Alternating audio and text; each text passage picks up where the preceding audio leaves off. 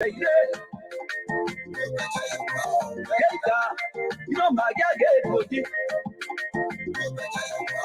were playing so game, what they will. Barry, Jerry, my young.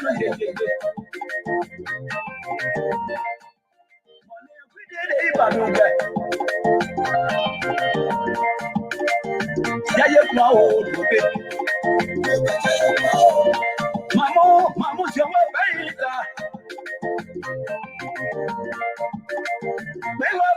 your way.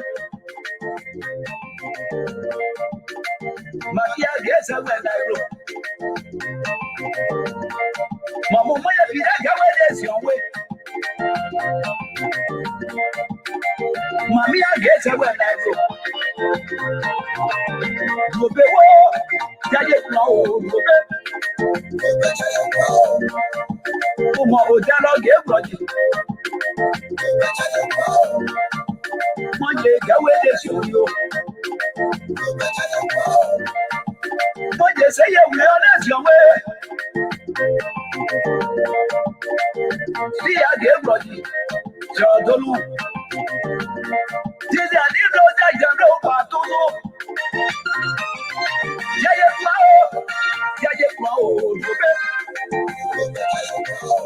Oh, yeah, jump over the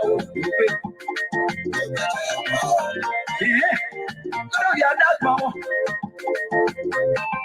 Yes, I am. What I was saying, you know. That's what they are good. Yes, I am. I'm see how they have got one. To be more, didn't know.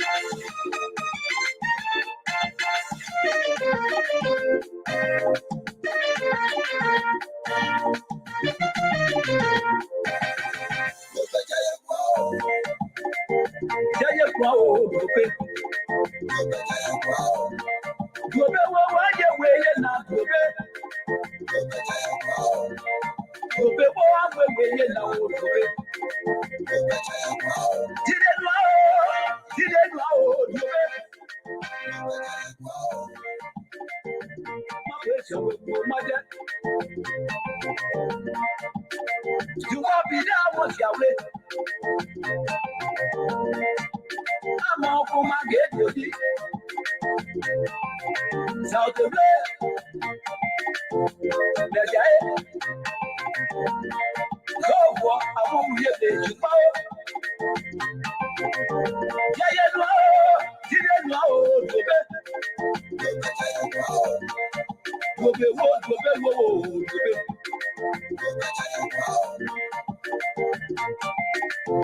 Louis, yeah, Louis, that's why I say, yeah, you do it.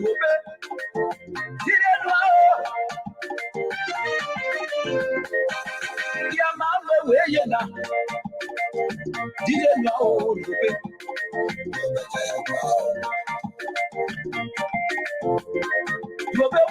Didn't know. I don't. Why don't go? Not the other go, you know. Yes, yeah.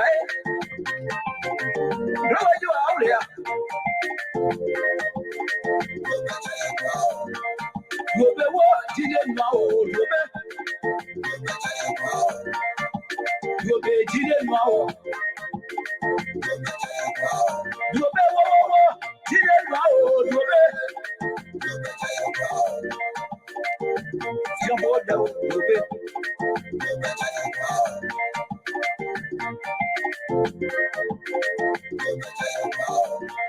Jump on the matter. That they are for lower. You be Oh, yeah, I'm always your blue. Didn't know to pay. Oh,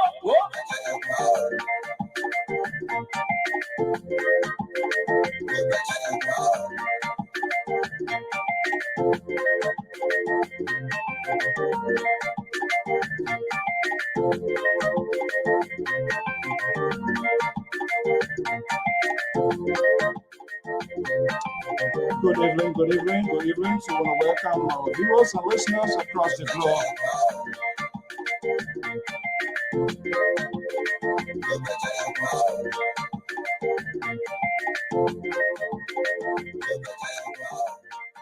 What a beautiful music here. Traditional music here. To want to welcome our viewers and listeners across the globe. I am Afonso Zayan Sort of the Liberia Public Radio and Lpr-Tv. Today is Wednesday, all things considered, right here on the Diaspora Informative News Magazine, Liberia Public Radio and Lpr-Tv, the panelists, the analysts, the contributors. They will be here, and they are gradually grouping up behind stage, and we want to be bringing it in. A beautiful Wednesday right here from the East Coast. We want to welcome all of our viewers and listeners across the globe, wherever you are. We say you are welcome. This is the official news outlet of the Liberia Public Radio and Lpr-Tv. We want to welcome someone special here this evening. Is our own Abidjan Bureau Chief, Ben Tibie. Is here. Ben is here this evening. A fascinating program is in the making. You will be seeing that live for yourself from Abidjan to La Côte d'Ivoire. I remember to be seeing the video to hear the commercial playing. Ben, good evening. Thank you so much for giving all you can. And all our viewers, we say thank you so much for assembling here this evening. Aliyu is in the house. Mohammed Kroma is here. A lot of you, of course. Fatuma, VM Sherry, our prime time viewer, listeners, Walk Engage, one of the best, and I number one to engage us on this network. Thank you so much, Fatima. I hope you are doing great this Wednesday evening. To Marie P. Gold, Queen Mother Jackson. Oh, what a beautiful name. Rebecca, Jan Clayt, Rebecca Russell, Jan Clayt, Robert, Collie. There's so much here this evening. The event is crowded. We want to say welcome to this editions of All Things Considered right here on the Diaspora Informative News outlet. We're going to be having a wide range of conversation from Wednesday to Wednesday, obviously. There are a lot that's unfolding, and we're going to unpack them. And don't be surprised, you're going to hear some tapata as usual that they are here. As long as the Lpr and his guy come, expect to hear some of that. But it is the traditions of this network. We intend not to leave no one behind. This is the rhythm that introduces the program, All Things Considered. Welcome to the show.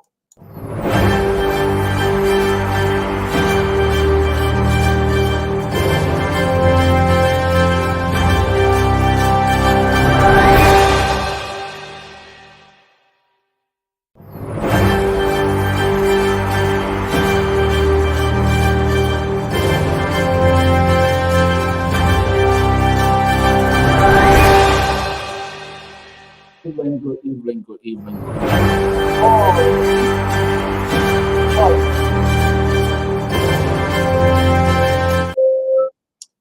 Good evening, good morning, good afternoon. Welcome in today's editions of All Things Considered right here on the Diaspora Informative News Magazine, Liberia Public Radio, and Lpr-Tv. Our team of analysts, contributors, they will be here. And they are here. And of course, you are here. You are the important characters here. It's not about us. It's not about them, because they will always protect their own alligators. They will always make unimaginable comparison. It didn't happen the last time. It happening now. What is the big deal? These are the excuses they are always granted and willing to make here. And guess what? They are heavily supported by their whole core supporters as well. And that's who politicians they are. Political correctness. We want to speak in the reality of what is happening. It wasn't good yesterday. It wasn't good the day before yesterday. So let's focus on the present and the future of Liberia. That is my ultimate goal. But some of these people, they talk side. So their independence in terms of conversations is heavily compromised. It is obvious. And so there are folks that here who always in the business to sanction to you because you simply disagree with them. That's not a society that we want to live in. And we are here. Very few independent folks are here, always give you the ability, always want to empower you. No matter what, you must have the ability to discuss about your country, how you feel it is going, whether you voted for or against.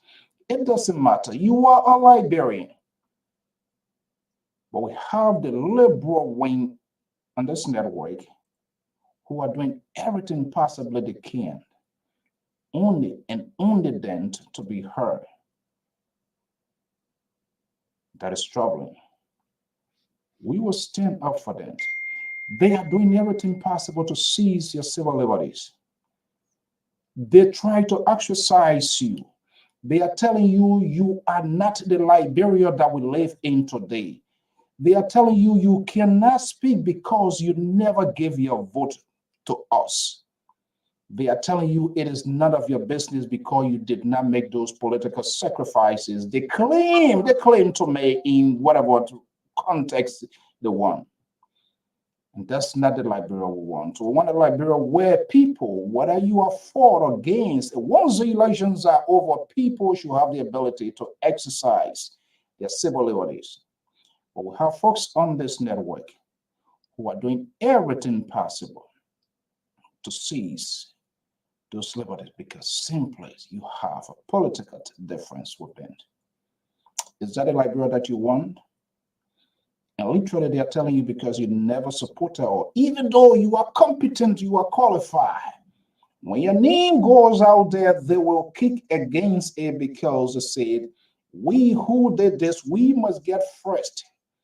They won't be like a cockroach eat and goes into the barrel of the oil. That's what roach does. Unless you see it in a barrel, if it is no more light, then they know it is done.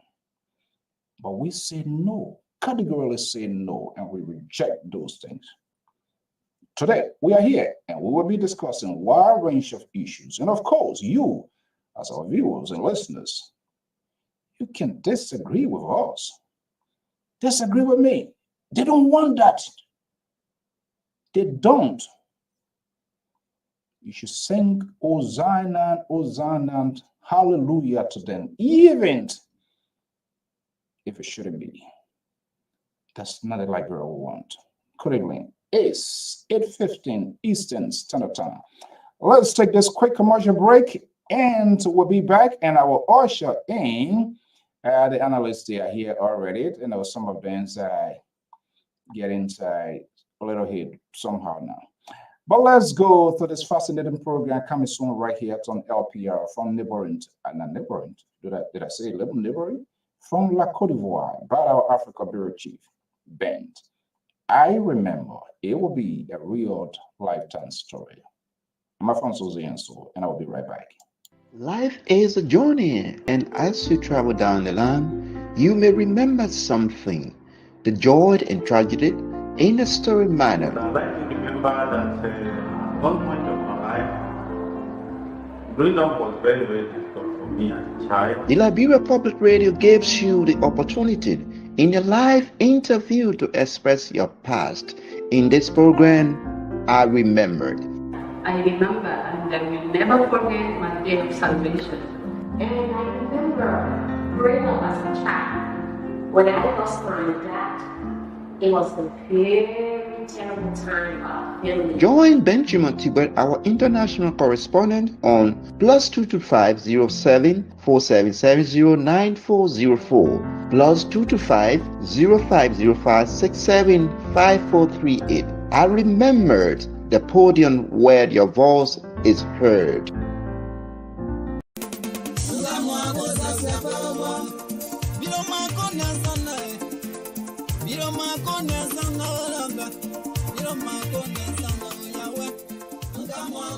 Do you want to share your events with the world? Why not contact us?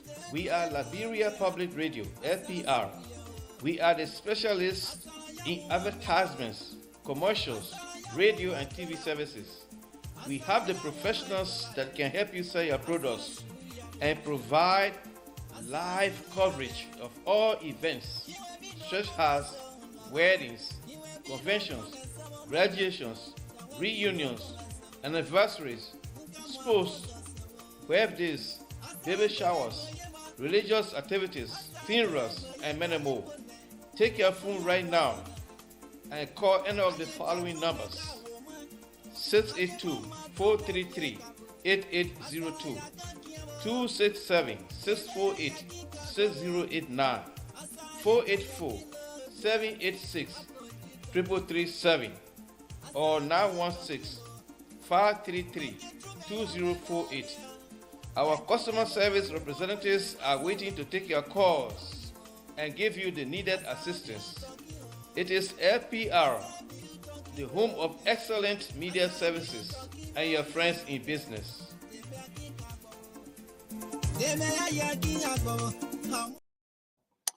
There you have it. As a brief commercial there, coming soon, of course. I remember we'll be airing live from Ivory Coast, Abidjan, the capital of La Côte d'Ivoire. But our national bureau chief there, Ben, he will be coming. The program will be coming soon here. There are a lot of information packed program, not just on the politics. We intend to visit every aspect of our daily lives, and that is the full comprehensive conclusions of what is happening in today's world. So politics, in as much politics plays a dominant role in our society, but there are other components in life that we feel that we should talk about. So this program, and of course, if you have events that you need coverage, it doesn't matter where you are in Liberia, you are here in the USA, let us know. We can work with you and we can provide our coverage, even in Abidjan as well. We can do that. Okay, well, folks, I'm Alfonso Z and Sort of the Liberia Public Radio and Lpr-Tv. Let's see here whether we can take one more break and we will get this ball rolling here. Let's see this one here.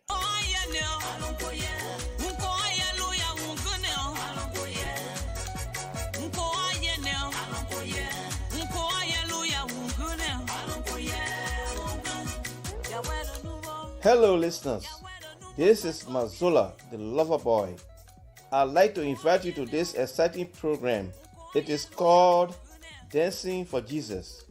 It is intended to play beautiful, inspirational music to help you turn your life to God. Join me on every Sunday from 12 noon to 2 p.m. Eastern Standard Time. This is our way of showing appreciation to God for the good things He has done for us and continue to do. Don't miss this opportunity. Join Mazola Gizi on every Sunday from 12 noon to 2 p.m. Eastern Standard Time for the program Dancing for Jesus. Please be there because I will be here to rock it up for you.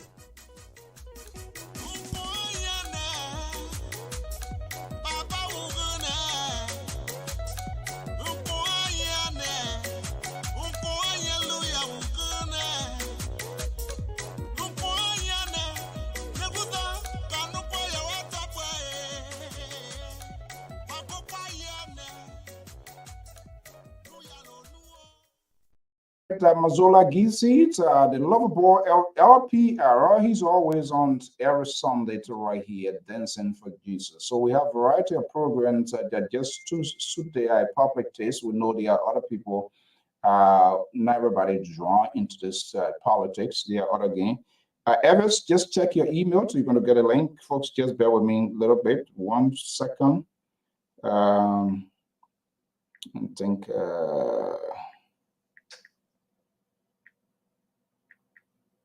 all right, so just trying to send a message to one of our guys.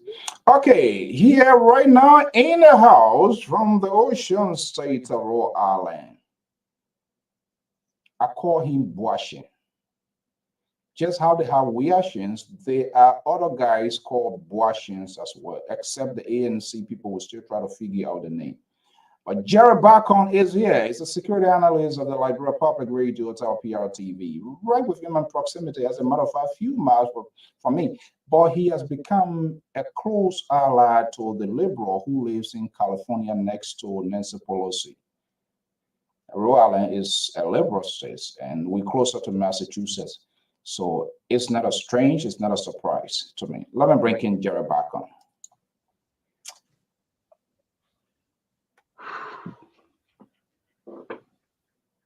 What? How you look like a tiger? You want to what? Attack me? Oh yes, that's what I'm here for today. As a world share specialist for today. We got New York coming, so I'm ready. To take a fight? No, I don't fight. I'm a man of peace. But why would you be ready? I'm ready. As a man, you got to be ready at all times. Jesus said you will be ready at all times. You know when you're going to return.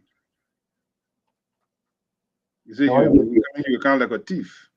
Why you decided to wear the tiger clothes or lion clothes so that you will? I mean, that's just something I feel good. So yeah, what I'm going to tell you, because it seems to be this night going to be a rough night here, is you already started it, and I know people who are behind the scene instigating this. So I am fully prepared. We are fully prepared. Just take the fight only unto me, not to our viewers, not to our followers, not to our listeners, because we allow them to tweet, to write, to agree and disagree with us. It is not sad to say. It is not really in your favor tonight because now I gotta be careful here because I forgot something. Even liberal can, so I'll try to be frank. Okay, Mr. Bacon, good evening. Welcome to the show. Thank you for having me. Okay. All right. We said we said good evening. Of course, Sister Rita is in the house. Good evening, sis. And now Mr. Henry Johnson is chilling with us this evening from Canada, and all of you great people, Chucky, to wherever you are in Liberia, USA, wherever you are. We say thank you to Mr. Patrick Kennedy, of course. Holly is marching in. Today is Wednesday, is all things considered. This week here, who can we call a political pinhead this week from Wednesday to Wednesday? Who can we call a political pinhead? That is something you ought to decide. I'm not sure you're going to go there, but we'll see what happens. Okay, but let's have a conversation here. All things considered is here to always dissect and kind of profile things that happen from Wednesday to Wednesday. Let's look into your political bag this evening here. First of all, how is it Wednesday? It's marvelous. Weather is good. Everything is feel very, very, very beautiful. So, no cause to worry. Welcome, Bill. Good evening. Welcome.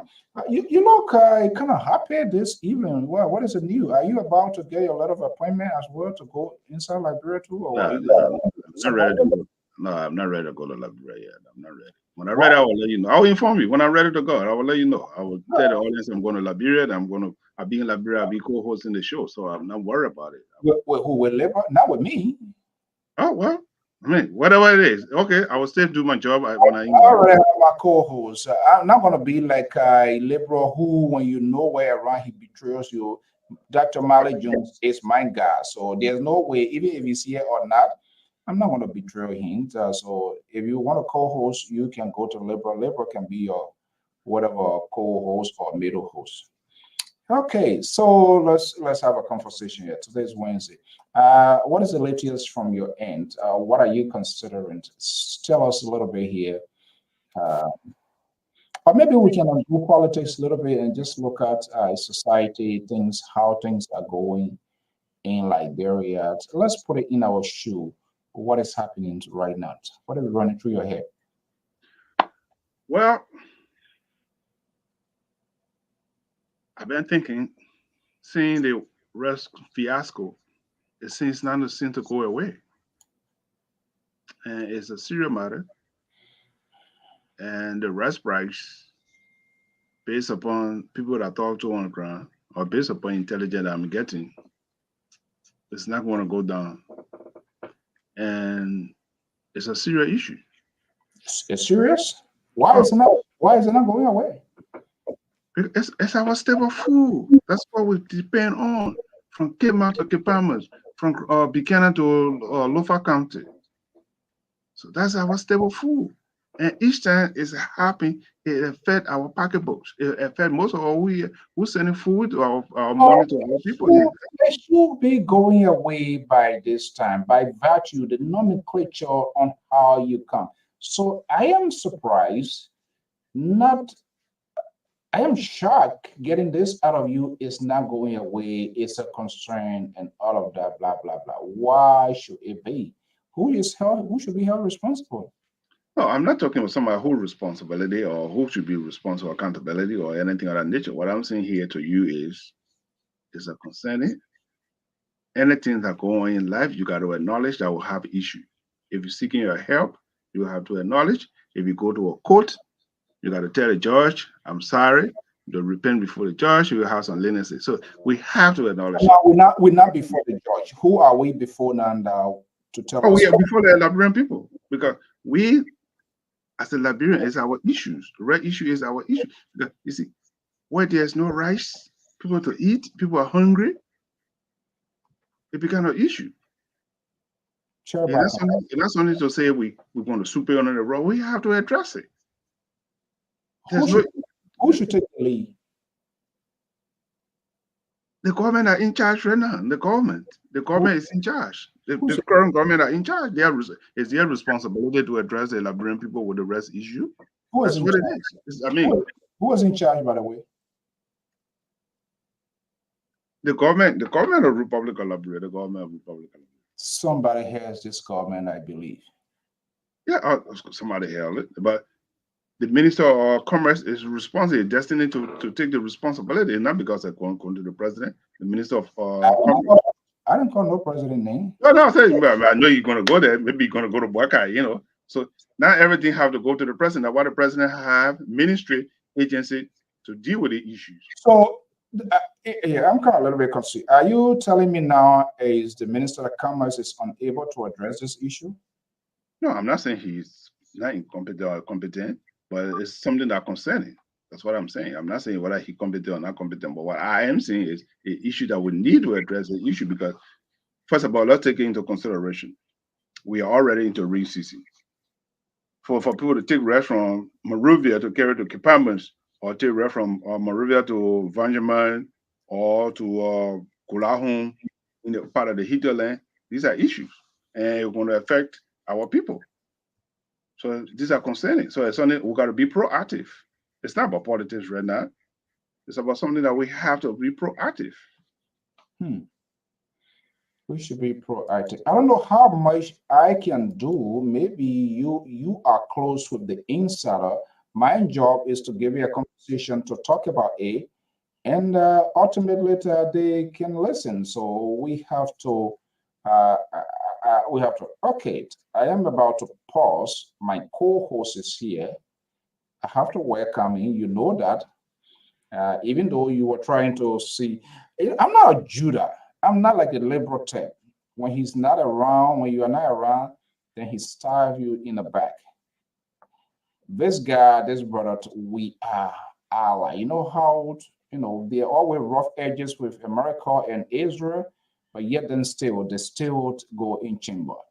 Let's welcome to one of the independent voices on this network who stands for the rights of the people, the civil liberties of the people, who believes, who has a strong conviction that no matter who you are, your political ideology, we have that core value. No one should be left behind. Dr. Jones Octavius Mali, the co-host of All Things Considered and LPR Live with the Analysts. Do you need some cleaner to clean your glasses? No worry. Okay. If I need it, I know where it is. Right to my drawer, right? I'll pick it up. Okay. So, by the time I talk about that, he not text his guy there to come to because he sent a text to, oh wow, this guy. Hello, Jack. Let's welcome the Minnesota politicians who also are moving with the liberal wing, but they're not accommodating him. So we're gonna be very careful because he will move in our column. Mr. Terry Collins is a senior political analyst of the Liberia Public Radio, based in Minneapolis, Minnesota. Collins, good evening. Welcome. Yeah, Mr. So, good evening to the panel, Dr. Jones and Mr. Bacon, the security analyst. Key artist titled Dr. Mali Jones, co-host All Things Considered. Oh, yeah. Sorry for that. The independent voices, Dr. Mali Jones, co-host no independent. All Things Considered. they had a right wing on the show. The right wing tried to come. I think the independent voices are dominating a few days. We must admit, they have been dominating. They have been dominating us. Their arguments seem to be resonating. So let them go ahead. But anyway, we are backpedaling. How you doing? You see, Mr. Collins is a moderate, and he understands how things work. And this is why you guys, at the end of this whole marathon, he will come to us, because you and the liberal, you are dangerous on this network. Okay, let's bring in one of the Weashins, since we have Weashins. Weashins is here also. We want to make a balance, no matter what it is. Okay, gentlemen, good evening. Welcome. This is All Things Considered. A crazy week. Our old man is in is that South Korea or North? Where is he? South Korea. Oh, South Korea. I can't go to North Korea. We got to tie with North Korea. You got to start from somewhere. You don't want to go to Kim Jong Un. Okay, Evans. Thank you, Mr. So. Good evening to Tara. Good evening to Mr. Bacon and Dr. Mali Jones, the balanced voice of the platform, along with you, Mr. So. Thank you. Good to be here. I love Thank you very much. When people say that a guy like John Bacon coming, we are the right wingers of this network. Nobody listening to you. You're just talking to yourself. Esther, good evening. Good to have you here. The liberals are here tonight. We'll take care of them. To have my guy, Dr. Jones is here. Tyrese is getting to the independent side because he just denounced his guy, Jared Bacon. And let's see what this reaction is going to do here again this evening. Okay, gentlemen, this is All Things Considered, Wednesday to Wednesday. But it is crazy. A lot of stuff is going on and things like that. The Lpr-Tv, the DLDEA saga, a little information that come in, but from all indications, what we are getting back, that's the end of these gentlemen because of their immaturity, lack of leadership, lack of tolerance. It's unbelievable. And I said that yesterday. I gave this out to President Joseph Newman Boycott for being spontaneous to quickly address this issue. In as much to try giving people second chances, we all deserve second chances. That did not happen. I am not suggesting it to be you guys' talking point, but you going to unleash your own. That is ongoing. So in the interest of fairness, first come, first serve, even though my co-host is here, but I will give it to Jared Bacon. He's here. So I will start with him. Mr. Bacon, let's hear you. Today's Wednesday. It's All Things Considered. What is on your plate? Oh, like I said, the rest issue is a serious matter in Liberia. Oh. And it's something for us to address head on.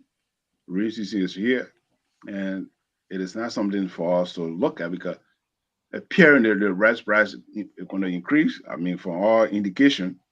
So it is time for us to look at it aggressively and deal with it because it's a serious matter.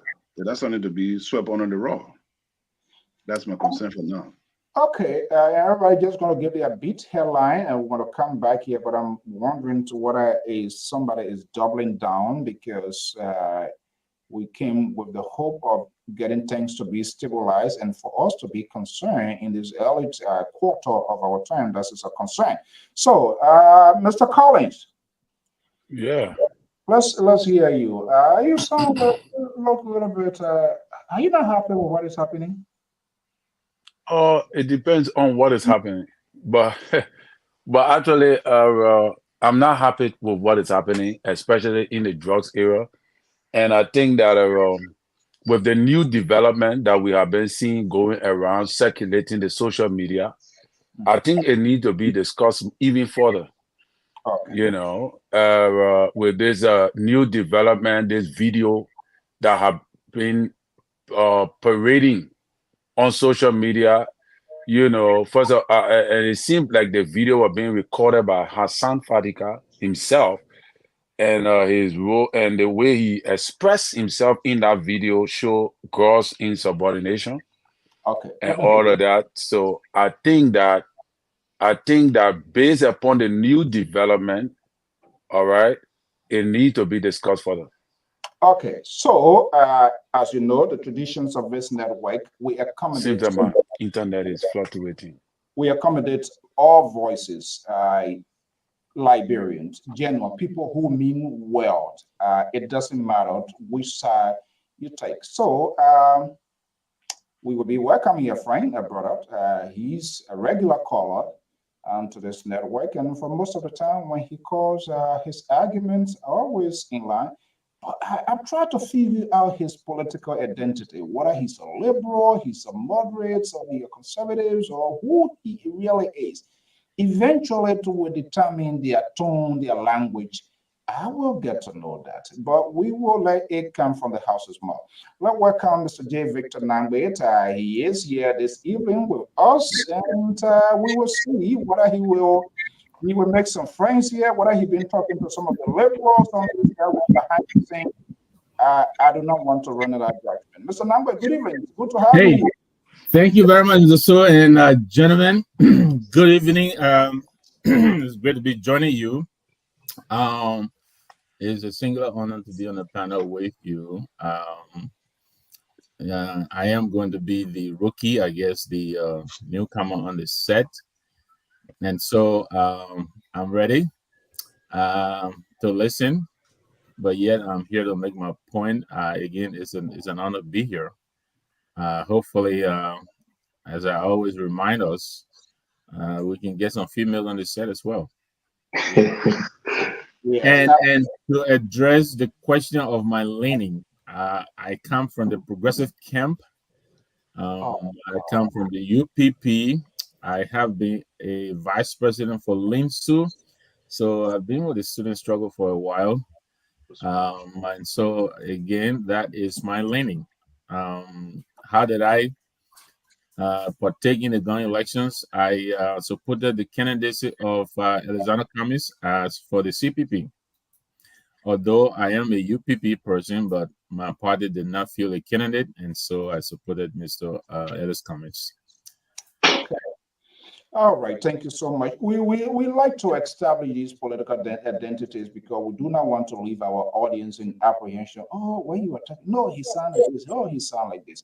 It's one of the main. I think in as much we hold national leaders accountable, we ourselves must be held accountable to people that follow or people that listen to us, so they can go with apprehension. Thank you so much, Mr. Lam. We are honored to have you here, and hopefully you can always chip in. It doesn't matter which network you contribute to, but I think the buildings of Liberia requires all people from different backgrounds, regardless of their political affiliations or attachment. Liberia is a sovereign nation, so there will always be people of different agreement to disagreement. Ultimately, we agree for the good of the country. But the way you are progressive, I'm a little bit getting nervous now. What at this liberal, you'll be having some backyard conversation with the liberal on this network. But good, because he doesn't like ANC people. So this is where the gap gonna be created big time here. So I'm cool with that. Okay, good to have you here. It's a free country, one is free to choose. Okay. Okay, so Dr. Jones. Yes, sir. Okay, what is happening? All things considered, let's see in your photo. What is concerning? What is concerning? Just want to add to Collins's clarion call that there's a need to delve more into this LDA showdown, But I would like to elevate this conversation to the next level. I've been doing some extensive research on their work experiences of the suspended director and his two deputies, their academic achievements, and their role in the Liberian Civil War. And my conclusion is there are a lot of sticky points in there that we will delve into later on. Oh, you're going beyond the rail line now. Jesus. Well, this is LPR. Avis. Thank you. And I will go down that same line because this is the dominant topic in our political space, and I think it needs to be discussed. I just want to come back on the show today and say I told you so because when I alluded to the fact that Fadiga was accusing Avi Kumar of being part of the cartel, everybody jumped down my throat, the other night saying that I had no facts. How can I say that? But yet today, after some news broke, the letter was written, and I said I knew these things, but I'm the youngest on most of the platforms that I appear on. So some people think that I'm not informed, but I can guarantee I'm well informed. So the reality is, what we saw yesterday on the videos is very, very disturbing. And I want people to understand, in the United States, when somebody say they work for the FBI, that does not mean that they're a field agent. Many people who work on the field on investigation. That's why you heard A.B. Kromah was calling Fadiga a God man, because there are people who are stationed to FBI buildings who are there as security. Yes, they have certain clearance and quote unquote, because I think he didn't was lethargic in his decision making on who to hire, and we'll dive deeper into that as the show goes. Thank you for having me. Let me usher in another highline note. He always tried to go against Zanza Kawa. Zanza Kawa, he was contesting the election. They took a car battery. This guy without no empathy, Mr. Nangwe. The man won't go for election. They took a car battery. How will he even go campaign? But still, he wants to campaign against this old man. Let me bring in the scholar himself, Sissy Goya, academic change advocate. Trust me, before next week, academia. You're going to see different things. Mr. Goya, good evening. Welcome. Hey, man. My brother, Mr. Nangwe, my fellow educator. Nice to see you, man. Hey, it's great to hang out with you here, my brother. Yeah. Don't mind that thing I'm talking about. Don't hanging out with this guy. You must keep your one eyeball open. I'm telling you. Don't mind here. That how you can draw people and then he turns back. Okay, Mr. Goya, good to have you. Let me go to Mr. Nambwet. Mr. Nambwet, lab is ongoing. The unexpected is unfolding out. That is part of the involvement of society and government. People who don't know, they put their lifeline on the board. This is going to happen. It becomes definitive. But there are always surprises in life and so forth. Let's look into your playbook this evening. What is troubling? What is most surprising that you're seeing unfolding right now and worth conversation? This is really it has finally come to a boil, but this has been a slow motion of a collapse in leadership at the LDEA. And I was actually shocked that Mr. Kromah was indicating that he actually recommended Mr. Fadiga, because we are, as professionals, right? You take your recommendation very seriously. You're putting your neck, so to speak, on the line for the person you're recommending. So he said he recommended this gentleman. To me, that was an expression of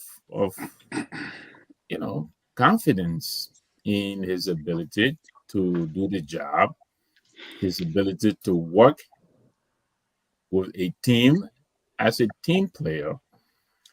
And so, it's really confusing how over the past 4 months or so, how much bickering has been happening at the LDEA. I didn't read the letter that the sir, Mr. Fadiga, wrote. I've read commentaries about the letter, but apparently the letter had a lot to say about Mr. Kroma, A.B. Kroma. A lot of allegations in there. I'm certain we'll delve into these later on. But I'm just confused that he would recommend a gentleman and so absolutely and thoroughly be so uninformed about this gentleman's character. Because I heard some people call on other networks who have worked with this gentleman, and they all seem to be unanimous in his temperament. And I think we saw flashes of that on the video too. Seems to be a temperamental gentleman. Okay. So that is concerning. And of course, Mr. Kroma's own ability to hold the team together, that too is something that I think we need to look at, because it's not just Fadiga who is complaining. I think the other deputy is complaining as well. So just too many questions. Okay, too many questions more than answered. Interestingly, the program is about to get much more. I see Jerry back on Terry been sending texts, and he's here. He called himself some sort of so-called counterweight, but he carries the trumpet of the Boisians. He's carrying on massive recruit on this network for them to seize people liberty. Jerry Bacon came. Terry is distancing for them. I'm going to be coming to Sisi. But let me go to the liberal state and welcome the liberal progressive on this network. I'm happy Mr. Nambeta is on a different political wing, so being a progressive, and this liberal is a progressive. I was a little bit nervous, but he being a 1% guy, so I don't think they're going to get along. So, yeah, let me bring in the liberal progressive. The liberal progressive of the Liberia public. Is it a new thing now that we're going to be dealing with every night we come here? Yeah, I'm concerned about this thing in this container. We gotta neutralize the cocktail tonight. From the southeast, do we have neutralize. capacity to do any analysis on this set here and kind of figure out what is in this thing? That my battle is going to do analysis too. Maybe they're almost killing each other in my brain. You're not doing analysis. That my water battle, you coming to do analysis. This show will be good. But Mr. To, we want to know the molecular structure of what's in that bottle, Mr. To. Let me just say this. We need to send that to the lab, and also we need to have him back in 1981, when I was kicked out of Rhode Island. If you were to ask me what my biological was, I was going to tell you. But since 1981, I stopped throwing my air ball. I never had air ball anymore. So that's that. It's just a pure juice.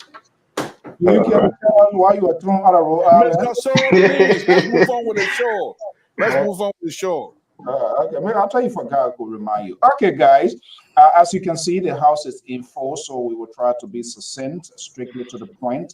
If moderator calls your attention, let us do that for the good for our audience, so that they can get a very good takeaway. We are in a very convoluted, consequential time in our society, but it requires all professionals, people from all different backgrounds, to have this conversation. Let me go to Sisi Goya. Sisi Goya, I know your phone is being blown off, and a lot is going now, and like you're scratching your hair from Sanction Avenue to Redemption Avenue, getting our education quality back. And now we to this, I don't know which other avenue we are heading to.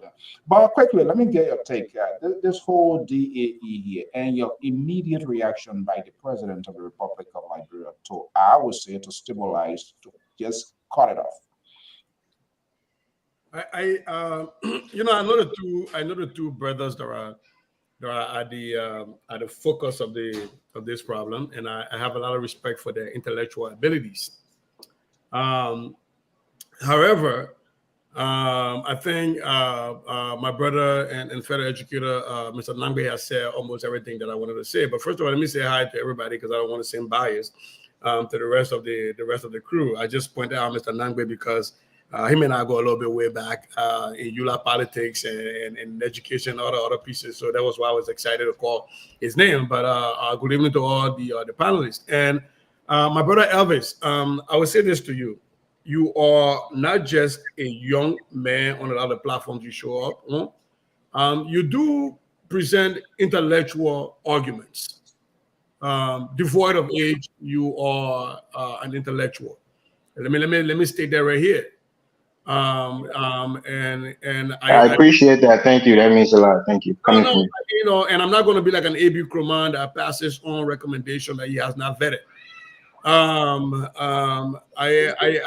want to say this and to call you to attention, and I hope you don't mind if I refer to you as my little brother.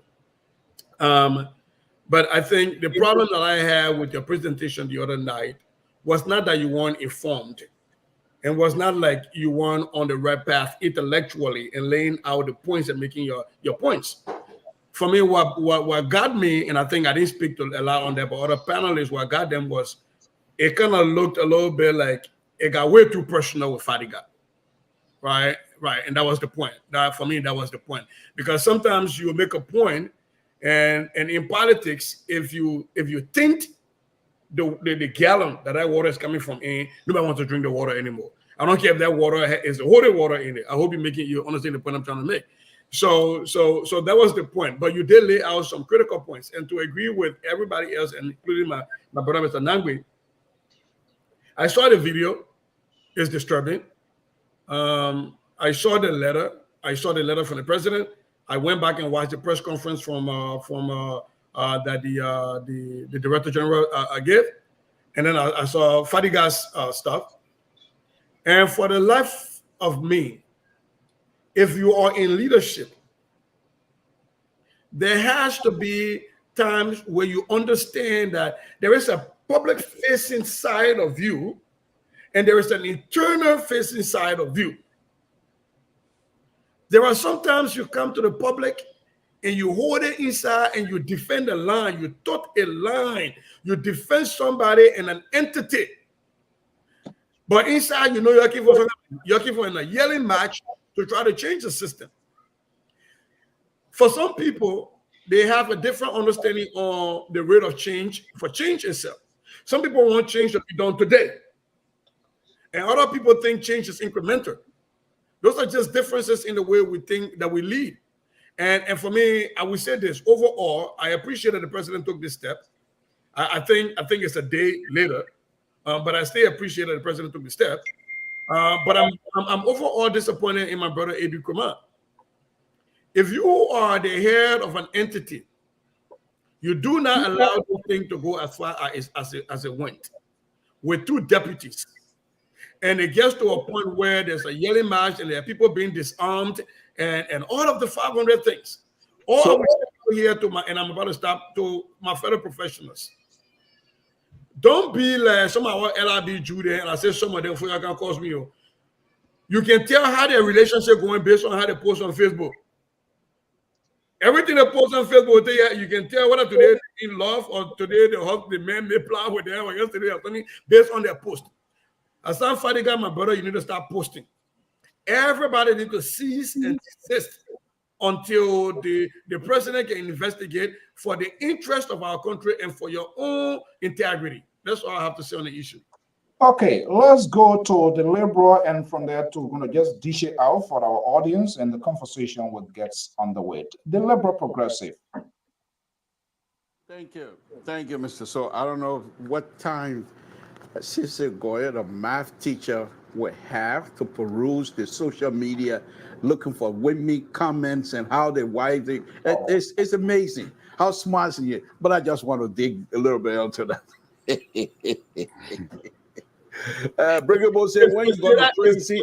It's data mining. We do data mining. Oh. Please praise breakable power to the man. I say, when you going to prison to? Waiting for your praise.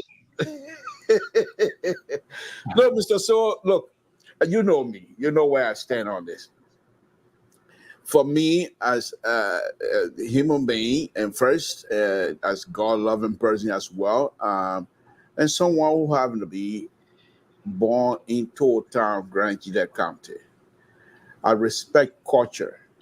Look, we can play around, say we know book and we don't know book, nothing. As long as you are connected to that land, the culture will not escape you.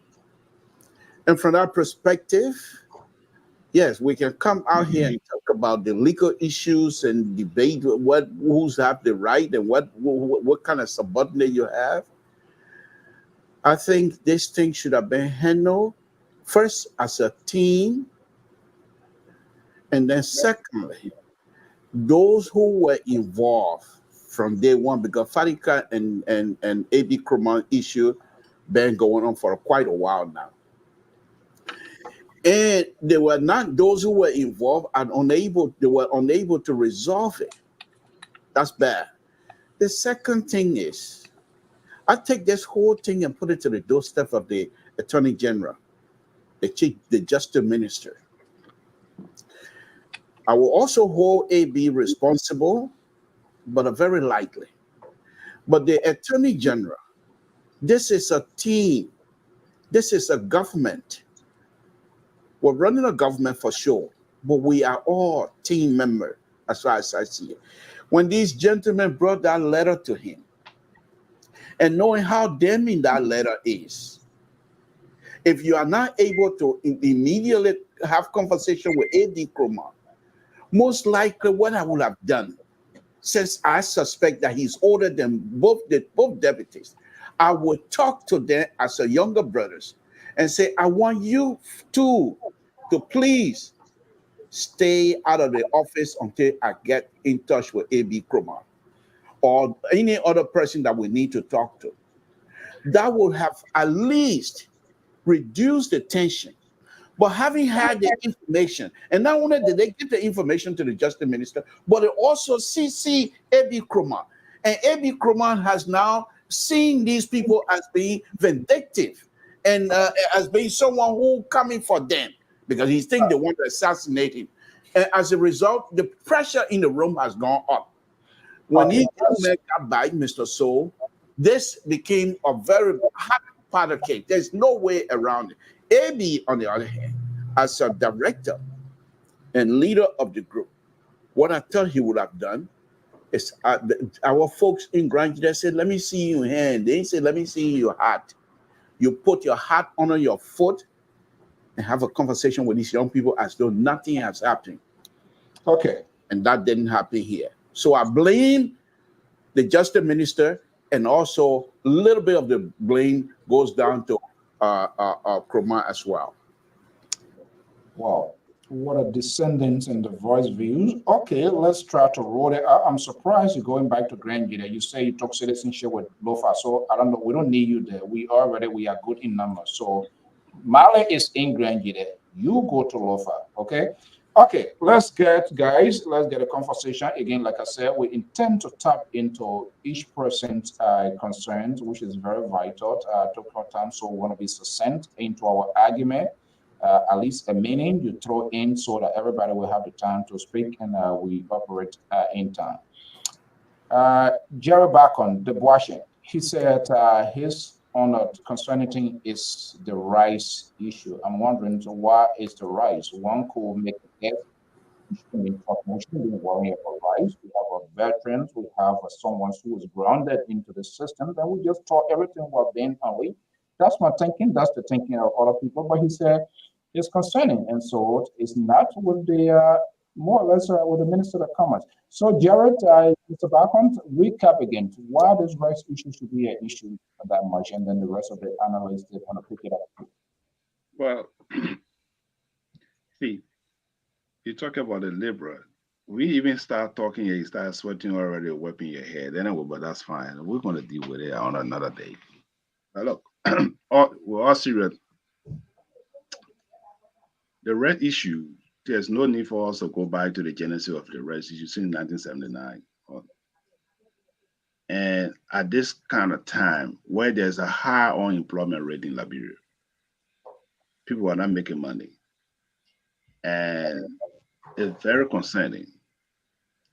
And I pray that this red issue will succumb immediately or it will be addressed by the president. Even though you say you put a stop onto it, but the market is not reflecting what the president is saying. We are getting into a rainy season. The rainy season is one of the tough months in our country, whereby transportation is very minute from point A to point B. And rest from Monrovia, let's take rest from Monrovia to Grand Bassa. If the rest is sold at the Monrovia price at $18.50, by the time it reach Buchanan, it's not $18.50 anymore. Or before it reach, no, hold on a second, please. Before it reach to Riverside, before it reach to Grand Cru, it's not the same price again. And it's very concerning. And we have the government have to do something about it, because like I said, the recession is right around the corner, and the rest is about stable food. Okay, so quickly here, like I said, this is a. Well, let me okay, 1 minute. Okay, fine, go ahead. Yeah. Like I said, we are in a crowded house here tonight, so we want to do as much as possible. Okay, it's a concern in here, but as we also talk about some of these things, let us be a group of finding solutions, even if they would take it. Now, but we have a lot of good intellectuals, scholars among us, so we don't want to talk about problem without putting forward solution. But since it's a concerning thing, what do you want government to do as a solution to address this thing in 30 seconds? Solution is free market. Free market. Supply and demand. Okay. So I'm going to spin around the room. Dr. Jones. Yes, sir. Is that a strange phenomenon when it comes to this whole rice thing here? Is that something we should be concerned with still at this time? I think by this time we should have gotten adjusted to the rice crisis in Liberia now, because it's like we don't have alternative to food. And those who call themselves the agricultural specialists, actually, I don't know what they're doing. I really don't know. Maybe we'll go into detail some other time, but the rice crisis since 1847 up to now, our people keep looking up to the ocean with a ship. The farm had been in the ship, and the ship came many times with farm product, and we're still looking up to the sea. So when will we turn to the soil? It's another story all by itself. But anyway, let's get to the chroma issue. I've been wondering why some of the things that's been happening to the DA. Yes? Yeah, what I want us to do, I want us to get our audience connected with our conversation. So let's everybody give their view about this rights issue. We put solution, talk about it, put solution forward to central government if we can't. If we don't have it, that's okay. And then we'll go back, so that way we will stay connected. Then let me come along. What's your solution to government? What do you think the government should do? Well, this is my solution. One, there's a need for us, for we as a government, to secure probably 500 acres of land, transfer the agriculture ministry on our land, including all the employees. We'll move into animal husbandry. We'll go to Zimbabwe and South Africa, collect some of the retired farmers to lead the way. Go to some other country and see the type of rice they're producing. Bring people to help the agriculture ministry to test the soil, and so we get into mass production. So now we'll now be moving to what I call a mechanized farming. Thank you so much. Okay. I'm not sure. You call Zimbabwe, the liberal is panicking right now. So let me just bring it in to get it out of his chest. The liberal, we want to send you to as a special emissary to get all of the old retirees, farmers from Zimbabwe to Liberia. Mr. So, interestingly, you brought him like the old retiree. I'm having a one-on-one conversation tomorrow with Mr. Nyanu, who used to be former president of Grand Union Association, and they are coming up with another association. And in that association, you have over 10 former presidents, retiree, are now forming another organization. Very interesting you brought that up, but I thought I'd throw it in there as well. But look, Mr. So, President Baka didn't come to this position through the back door. We have to understand that. President Baka is well versed to be the president at this time. Not just a rescue. God didn't make no mistake. The rights issues and whatever it is on this president will be resolved. Will be resolved. It's just that many of us Liberians, we like this, what I call instant gratification. And President Baka is not like that. He's a very thoughtful person. And because of that, you will find out soon that his program to resolve this right issue will be something that will be accepted and happily accepted by many, many Liberians, Mr. So I'm not here to tell the president how to run this government. That's not my job. Okay, thank you so much. Keeping it to the point. I want you guys to listen. Terry will be resolved. Very soon. Coming from your allied, what you make of this race? It's an old song religious thing we've been talking from time to time before being born. We know the history of rice. The liberal is telling us it will be resolved. People are thinking, what will happen now? What say you? Yeah, so Mr. So I think that the rice issue have two components, two phases, a short-term goal and a long-term goal. And I think for the short-term goal to solve the problem is to keep subsidizing the rice so that the price can remain at a certain rate until you can do the mechanized farming by bringing in agriculture bank that will open the market for opportunities for other farmers to start doing rice farming. And you must also understand that Liberia, we don't only need to produce rice. We need to progress into other food production and make the citizen to be attracted to it. Like, for example, cassava, plantain, fufu, all of that. You know, we need to progress. Like I said the last time, that Liberians have progressed from that rice mentality, and it's proving out. But now Liberians ought to be on the street. But why are they not on the street? Because they know that rice is not an issue. We saw during the war how that Liberians ate bugger wheat. Liberian, because of rice, just because of rice. The 1979 rice riot, where in Toba gave the order for them to shoot and kill over 40 persons, you know, during that demonstration time. Since that time, Liberians have been progressing because the war came. And what happened in our country, it was devastating. People were eating patanga butt. People were eating all kinds of stuff. People got swollen. There was no rice. So Liberians realized that we will not continue to dwell on the rice issue to make it a problem that will plunge us back into another war. So what we'll do is that we will wait, no matter what it is. If the rice is $20, we will struggle. Once it's in the country, we'll buy it. The only time Liberians are going to come on the street when there's a huge rice shortage, then Liberians will begin to protest. But what I think is that we need to progress into other forms of food production. Like in Ivory Coast, people are went to Ivory Coast. I was not thinking about rice. I was eating ajeke. I was eating futu when I went to Ivory Coast. We were not thinking about rice. We were eating aloko. We went to aloko douan. So quickly here, you know, and all of that. Do quickly here. Those are recommendations to national government. Okay. So, Mr. Goya, rice.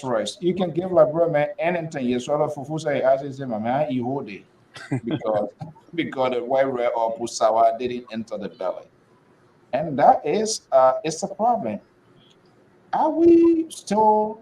Is it too late for us to get accustomed to something different other than rice? Would that work? I think that is outsourcing of responsibility. To tell people that you cannot provide their staple, therefore they should find a substitute, is an outsourcing of responsibility. That is not solution. I went to Italy on a vacation. I ate pizza. That doesn't mean I didn't want my rice. So going according to my brother to Iyajeke in Ivory Coast does not take from the government responsibility to provide our national staple. Usually it bothers me when people try to give a segue to government and say, oh, let people try to eat cassava. I am from Lofa County.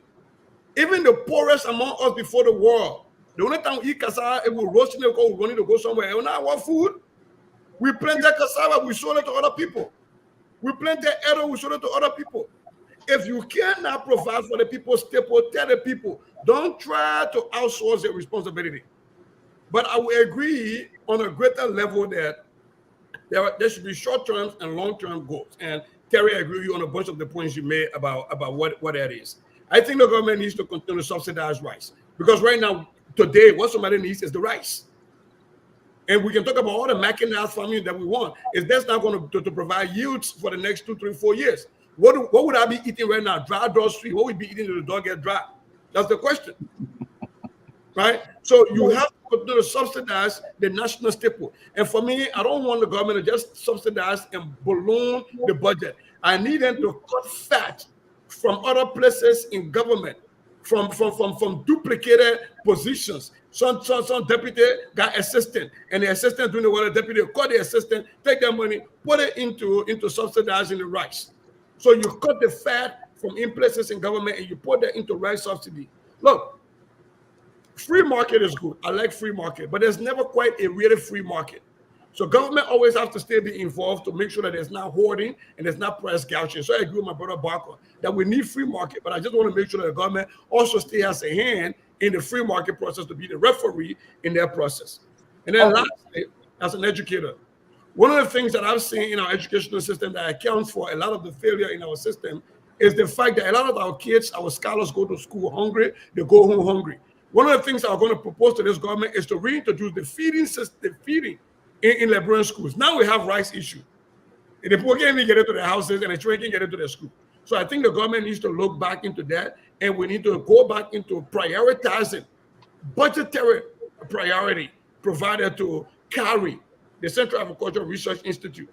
We have to revitalize and revamp the BCADP, the LCADP, and all of those, the various counties development project that we're doing, rice and other pieces. And we have to bring back smallholder. I think we have to go back to rebuild our infrastructure. But overall, I would say the government needs, at this point, to not tell people to go eat cassava, but to subsidize their staple and to ensure that we cut fat for in government where there is too much fat and provide that as a subsidy for rice for our people to eat.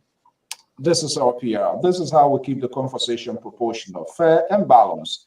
Let's go to one of the other Minnesota politicians' reactions. Let's see where we're going to get their versions instant. So, Elvis, there's a reason I'm going to be coming to you, Mr. Nambi. I want to see these guys. I want you to see them to you. Why then? But I want to unveil visually how they operate here, and you will get to know that very shortly. You already sent that off. Elvis. Thank you.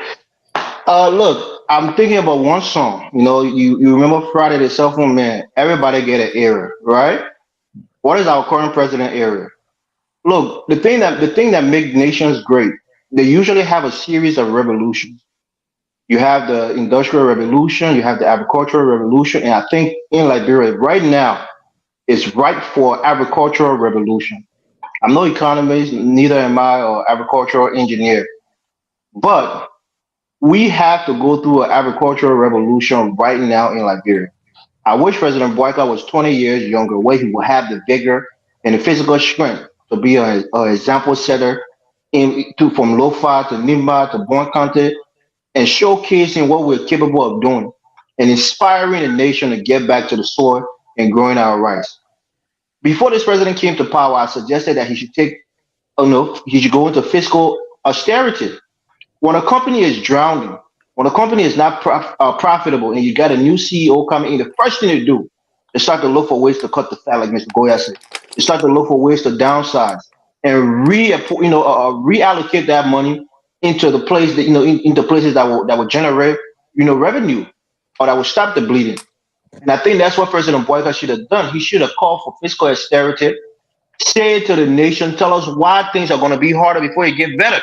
People who have bought homes in this country, if you ask their wives, your husband is going to stop you from buying that new handbag. He's going to stop you from going to the store to shopping.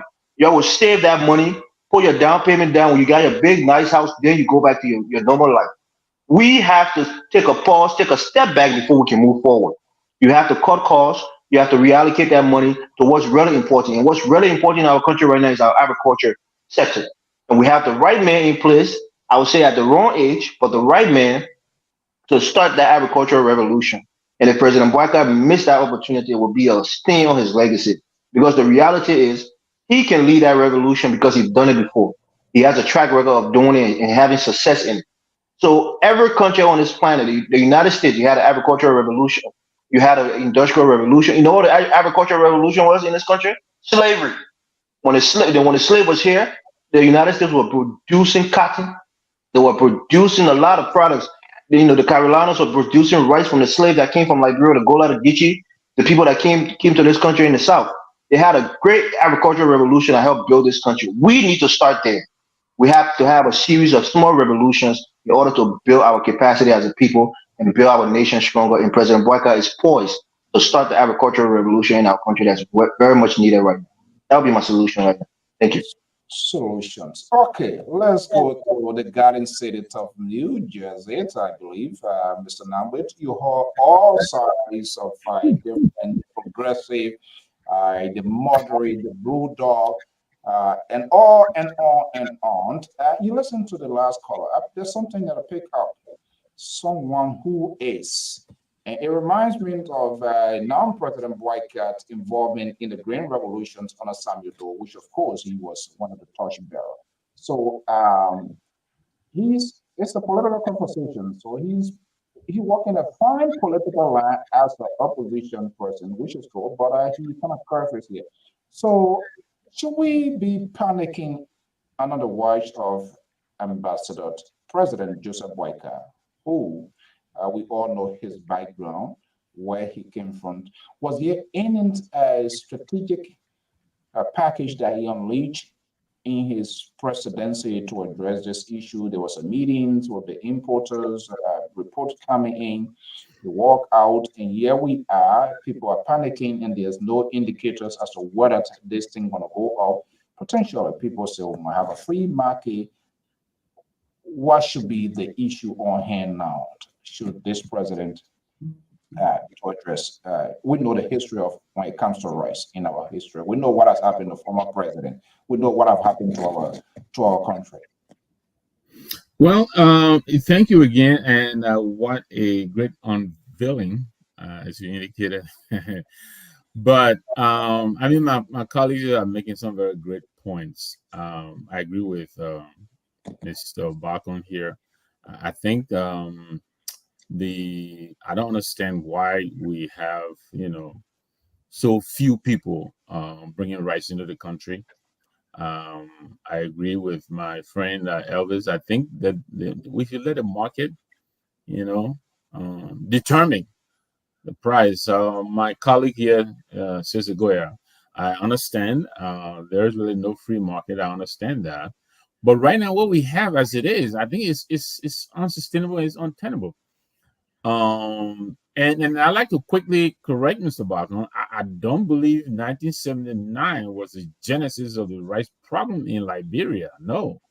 1979, they helped to sharpen the contradiction between the haves and the have-nots. Those who could afford the rice and those who couldn't. Firestone brought rice into the country way back when they didn't want our people to farm and they wanted people to tap the rubber. And so to keep them satisfied, they brought the rice out at a very reduced rate. I mean, we all know the PL40 rice, no more pusa after 1980. Those of us who are old enough, we know the slogan. So this is way before 1979. But unfortunately, we haven't really found a solution to this problem. All we've had is a band-aid solution. So I agree with those. One, I think I agree with my colleague, Mr. Gordon. We need to find the fat in this government, cut it. But I think we can actually begin with reducing the taxes that we put on rice. I think there's just too much tariff that we're putting on rice. I haven't done a research myself, so I'm going to go on a link here and use a third-party research. Really, rice costs from the source that the rice is being bought that is in the country now costs less than $7 from what I'm hearing. So how does it get from $7 to $14, $15? A 25 kg. So I think the government itself has to bite the bullet. They need to reduce the tariff on the rice. Then they also need to open up the market. Those are, to me, those are things they can do in the near term. Of course, in the long term, look, even in this country that we live, the great United States, farmers are paid to farm. You know, the farmers here have a check that they get from the government to encourage them to till the soil. We can do that in Liberia instead of giving $30,000 to a legislator or $100,000 or whatever it is we're giving them now. We should pay our people to encourage them to go to the soil and farm.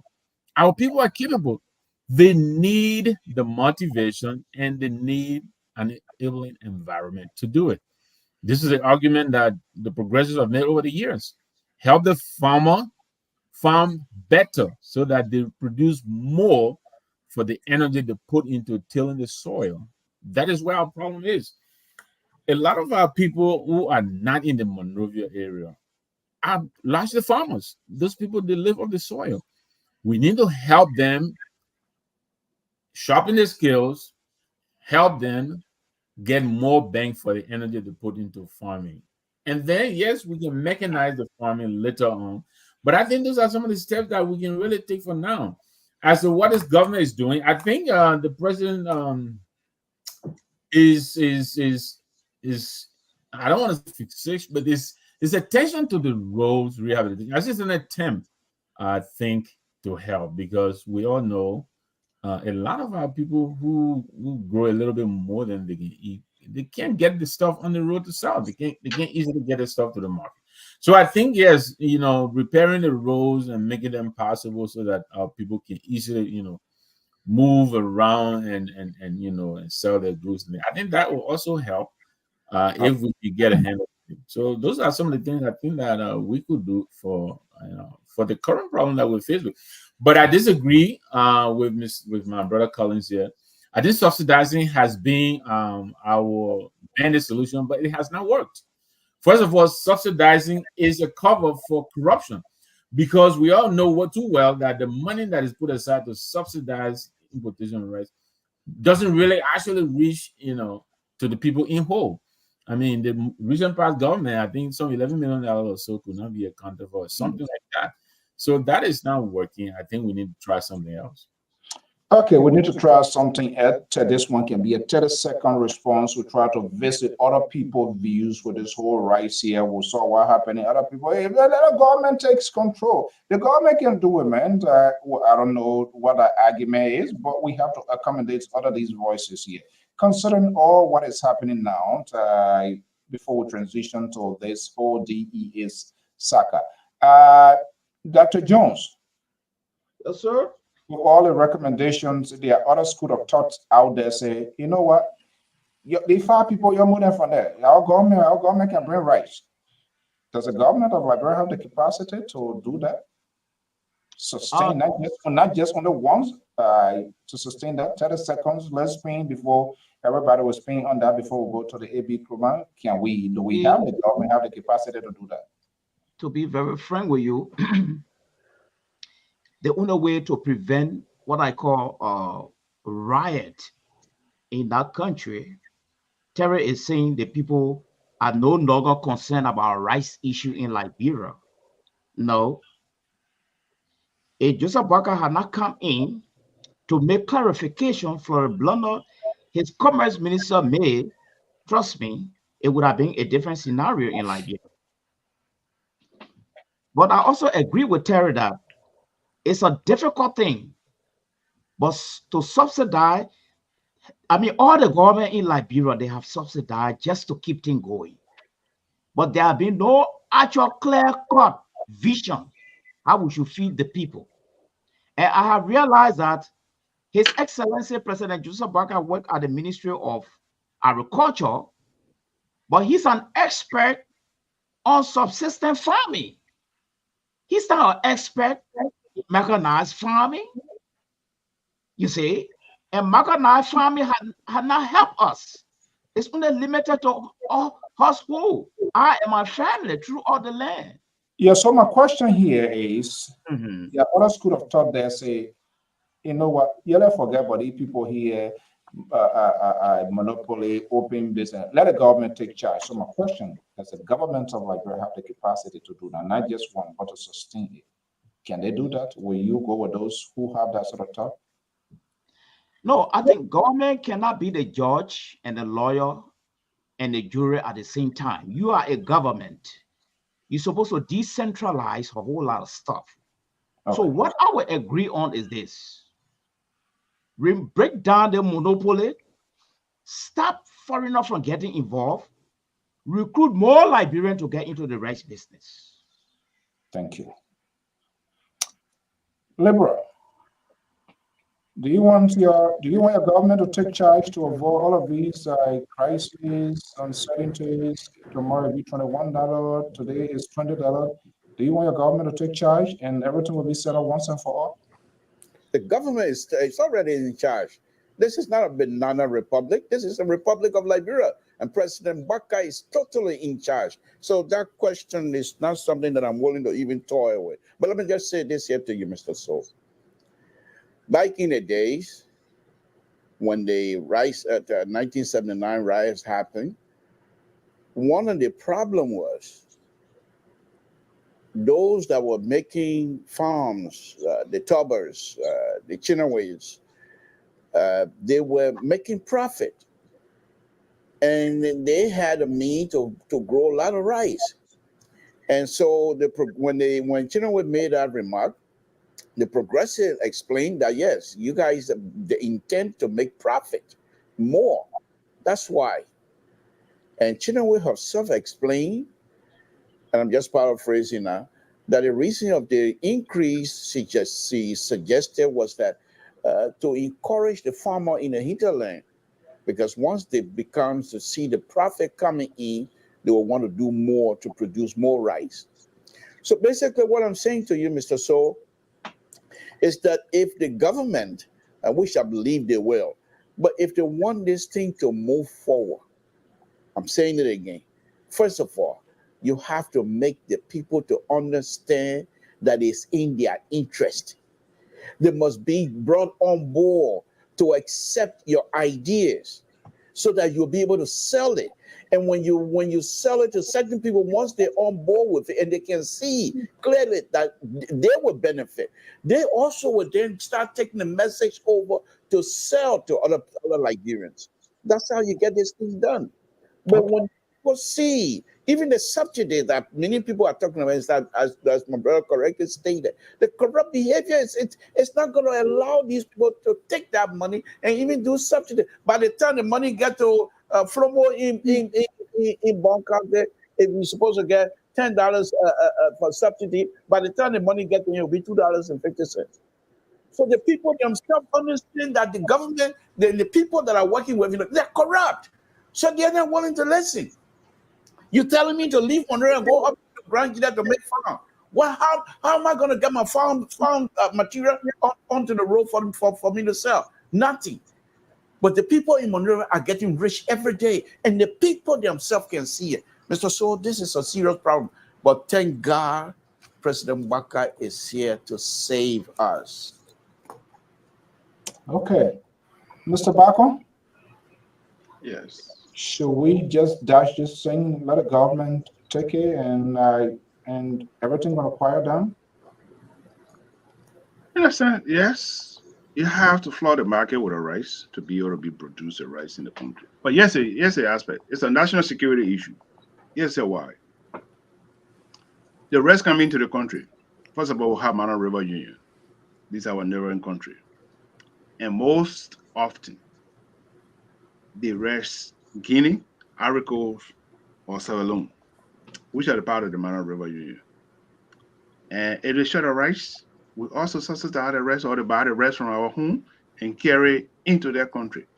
So these are the issues we need to address. Doesn't mean sometimes we don't have the rice in Liberia, or we don't have the amount of rice to supply our needs of our people. But we have to take into consideration that our neighboring country, the Mana River Union, is also part of our sucking our rice issue in our country. So I think there's for us to sit down with the Mana River Union and say, look, AYZ, the supply into our country and the supply what we can give them and what our people need. So these are the things we need to think about this thing. And not just the rest coming to Liberia. Oh, the rest will be in Liberia. But we are also supplying. I want to make sure of your point. Are you suggesting GOL should talk to their neighbor to supply rice to the country, or what? I try to. No. I said they are sucking the rest out of our country. Let's say we bring in 4 ton or 5 ton of rice. If take for example, Ivory Coast or Guinea or Sierra Leone, they shut the rice. They buy the rice and they transport it into our market, into their market. So the amount of rice that was government should constitute some sort of regulation not to allow. Is that what you say? That's what we have policy for. Okay. No, I want to make sure. Okay. All right, Terry. Do you want GOL to take charge once and for all? Let's end this before we get to the AB Kroma and the other deputies quickly here. Yeah, I think Mr. Bacon has a good point, because I listened to the one of the senators the last time on the Spoon Talk show, and he said just what Mr. Bacon is saying, that the rice in Liberia was sold at a lower rate. So because of that, lower rate than Sierra Leone and Guinea. So because of that, Sierra Leoneans and Guineans were buying our rice and carrying it to sell it in their country, because our rice there was cheaper. But what was President Weah's strategy? President Weah's strategy was subsidy. Early strategy was she removed tariff. Early strategy, her rice was 13.50. President Weah's strategy was subsidy. But my thing is, President Weah paid subsidy for 6 years. He could not change the trajectory of rice production. Now you want us, that's why I talk about the short term. I'm not saying that subsidy should be President Boyka's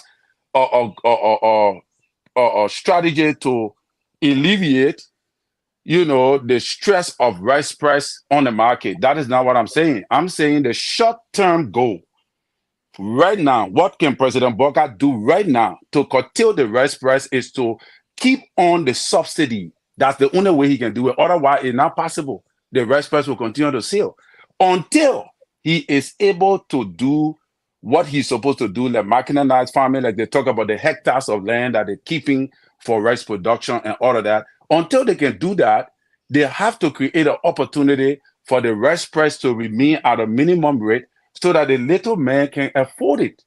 So if you don't have a strategy, to employ to reduce the rice price, then it means that, like what Mr. Bacon says, a security threat, well, which I don't believe it is. I don't believe it is, but I got my own reason to say that. That the rice price will continue to escalate. Like the gas price. Rice is not the only thing that escalating the gas price. I was in Liberia just a while ago. Gas price was $900.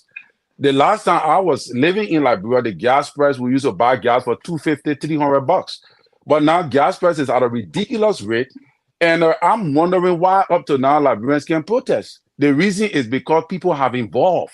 The people are involving. So, and that is what it is. Okay, quickly. Mr. Namwe, let me make you jump into this price here. People are saying, do you agree or disagree GOL should wash their hand out of it, or they should be the one to say, you know what, enough is enough. We have tried all methods, subsidize, give people the right to do this, but yet and still, these people are still messing up with it. I remember Samuel Doe. You remember when the people packed their taxi and then he orders the Ministry of Finance make everything about $1 million or whatever taxes to get. That didn't even work as well, and we came back to the same old thing. So where are we? How long can we talk on this thing here? Well, I agree with Mr. Goyasese that the government it is there to regulate, right, and make the policy. You can also insist on the quality of rice that is brought on the market. But I think that's as much as the government should be involved. I think they should let the market play out. I don't know if I agree with my brother Collins that the rice problem is not a national security problem. I think it really is. We know here what protest over rice has done for Liberia. And so I think to just brush it aside I think it's unfortunately it will be foolhardy. I believe that the government, unfortunately, there's so many competing priorities, and that is the problem that I think this government inherited. And I think it is not a problem of its own making, but I also think that they need to order their priorities. Look how much time this government spent just on appointing, just formulating the government. And so much time wasted on the question of rice, and rightfully so, as Brother Collins has indicated, question of gasoline. Right? Those are questions that attest, they're always on the political radar. Every president should come in prepared to tackle these questions. I am not sure if this government really has revealed its hand on what it intends to do to tackle the problem of rice. And it is not going to go away. It is a problem that has to be addressed head on. I saw the president's conference meeting with the importers. I think there's no one black guy who was in the room. Yes, the other guys, Lebanese, the people of color and all of that. But in like real and white people. But even the guy who was in the room, I understand he's a Fulani. Yeah, there are Liberians who are Fulani. Why wasn't a Loma man or a Grebo man or a Pele man in that room? I don't understand why not. So we're talking about helping to empower the local farmer.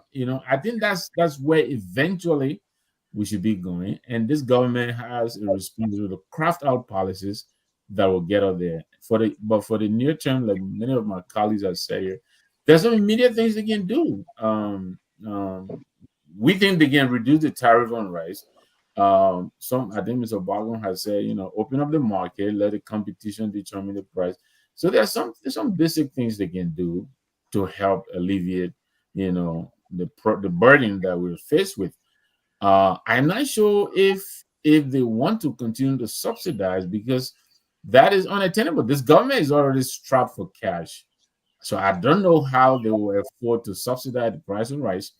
Should they look to the region? Maybe, because I think Mali and if I'm not mistaken, Mali and Niger or so, I think are announcing a deal, to trade diesel, at a price, I think almost 2-3 times cheaper than on the international market. So maybe we can look to ECOWAS. I don't know the rice economy of ECOWAS, I'm sorry, but there might be something there. But we can't sit and fold our hands and expect the problem to go away. I'm not suggesting that this government is doing, but that is what it looks like. That's what it looks like. Sister Goya, you are your guy, you're embracing. Let's see whether this relationship going to hold that this government too much of little waste of time in appointment, and perhaps in my thinking not to paraphrase his argument here, to have jumpstart for this whole thing, rise, put some specific plan into place. Look, I've been in the system. I know what he has done for my country. These are short-term, long-term goal to for our staple food. Do you agree with this analysis? The whole you did for me as John Way.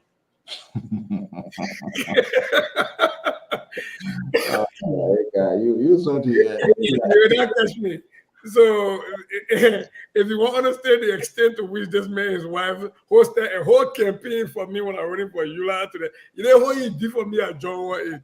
But having said that, though, you saw the head. I swear to God. You know when you run for politics, when you run for office, when you see the politics coming, and then you give the non-answer, you pivot. I knew you were coming to that answer. I saw you doing that. Oh, they man, you coming to that's where you get the non-answers. All right. So since my brother keeps bringing it up, the shameless blog. I didn't run for office, right? But he and I have been in a room where, my wife is the current vice president of Yola, recently elected. So let me just put it out there. I think this is where my brother is coming from. And we've been. No. When I was running for Secretary General, you guys hosted. Yes. At my campaign dinner at your home. Absolutely. So that's what I was talking about. But on a more serious note, look, I want the government to understand that the rice issue trickles down and has tentacles that extend into so many places. They extend to transportation and gasoline. When rice price goes up, it's going to affect a lot of other things. When like the terrorist said, when the price of gasoline go up, it's also going to affect the price of rice because people got to transport rice from Monrovia to Bowman County, right? So I think we have to take all of that into account. For me as an educator, when I'm looking at the price of rice going up, I'm looking at the ability of my students in Liberia to concentrate and focus and the attendance rate. Nobody go to school hungry and learns. We tried that. We did that. We pretended that we did it, but we didn't learn at the optimum that we're supposed to. And so the issue of rice doesn't only affect people that eat and sitting down, it affects education. It even affects security. It affects healthcare. Because I don't know at JFK if when rice is expensive, whether the kitchen at JFK got enough rice to be cooking for the patients. So we have to look at all of those things. So I think that, yes, my brother said that there are a lot of competing needs, but that's what governments are supposed to be, a collection of competing needs. That's why you have heads of various agencies that are supposed to be in competition with other people. I think the government needs to sit down and re-strategize after taking seriously the issue of the rice. Look, I'm a mathematician, and what we do usually is we look at patterns. And I'm really beginning to question, did the Unity Party at the time when they were running for office, and my guys that I supported, did we really look at the $11 million budget, the subsidy kerfuffle that happened with George Weah government? Did we look at that and learn anything from there to strategize?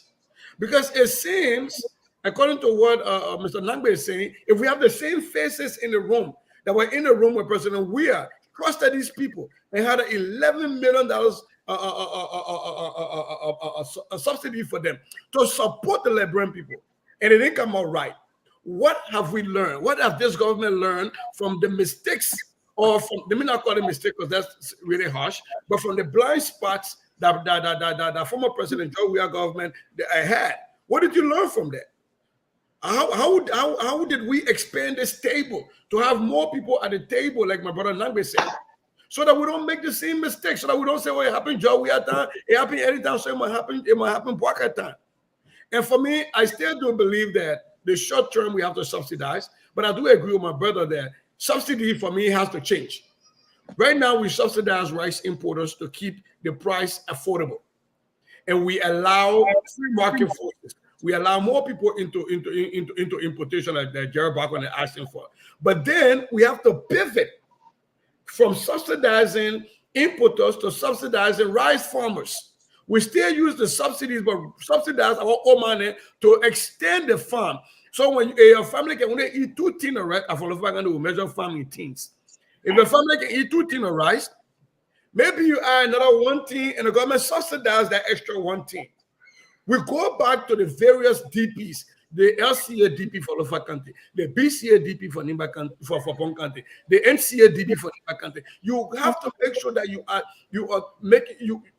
decentralizing agriculture in your putting headquarters in different counties. Yes, the Ministry of Agriculture can be in Monrovia, but you can have subsections so that we're able to deal with the issue of rice. Rice is very important. Rice has always been important, and rice is a political tool. People use it to get people to vote for them. We should never underestimate that. I think the government can work and chew gum at the same time, but they need to be mindful that the rice issue doesn't only affect people who eat and sit at home. For me, as a teacher, it affects education. If you're not feeding our students, if they are hungry from home, and we're not feeding them in school, we don't expect to have any better educational outcome. All right. Everest, close the window, close the door for us so we can get quickly to our live segment. Thank you. Look, I think this problem, I'm going to look at it from a deeper perspective. I think our lack of culinary diversity has hindered us and has pigeonholed us into our dietary preference, which is rice. In this country, when you ask the American, what is the American staple food? We have to really think hard about that. Most people will say is steak and potatoes, right? But thank God I came to this country at a very young age. So I'm not addicted to rice. I can go weeks and months, believe it or not, without even eating rice. And I eat every day. So my point here is, if you go in an American household, you will see, let's say a white man, a white woman, family household. They will say, oh, today we're having tacos. Oh, we're having Italian tonight. Oh, we're having Thai. Right? In Liberia, my ancestors in Grand Julia County have been cooking palm butter for centuries. If you go in Grand Julia County right now, maybe if you go to Total, you'll see somebody boiling palm butter right now tonight. We haven't diversified our culinary, needs. So we have been pigeonholed into eating rice and soup for over 175 years, and even further than that. In this country, cows, right? Cows are the beef that it produces. If we can't eat cow in America, what we'll eat? Well, maybe we'll eat pasta. Maybe we'll go eat Chinese food. We'll go eat all the culinary food that's, so social development is very important. Not only, infrastructure development, you know, but social development is important. So if the society is not developing socially, which includes your dietary preferences, culinary, diversity, where you can have different food at your disposal, so you're not only dependent on one staple food. We share this staple food thing, and we put our chest in front as if it's something to be proud of. Anybody who eats one food, and rice itself, I'm not trying to be a scientist here, but rice itself is very unhealthy for you. It's high in carbohydrate, it's high in starch, which is not very healthy for you as a person to be eating it from age 1 all the way to age 60. Then you start getting high blood pressure, you become lethargic, you become weak, you get fat, you can't walk, you have all kind of health issues. So my point here is we have to diversify our diet. Evis. Some of us Sorry, are Mr. on Two. the I would not taking a Some of I would us not are taking on a this shot. show. I would not taking a Yeah, shot at you. you.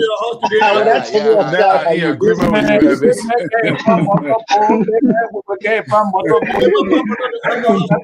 I know, right?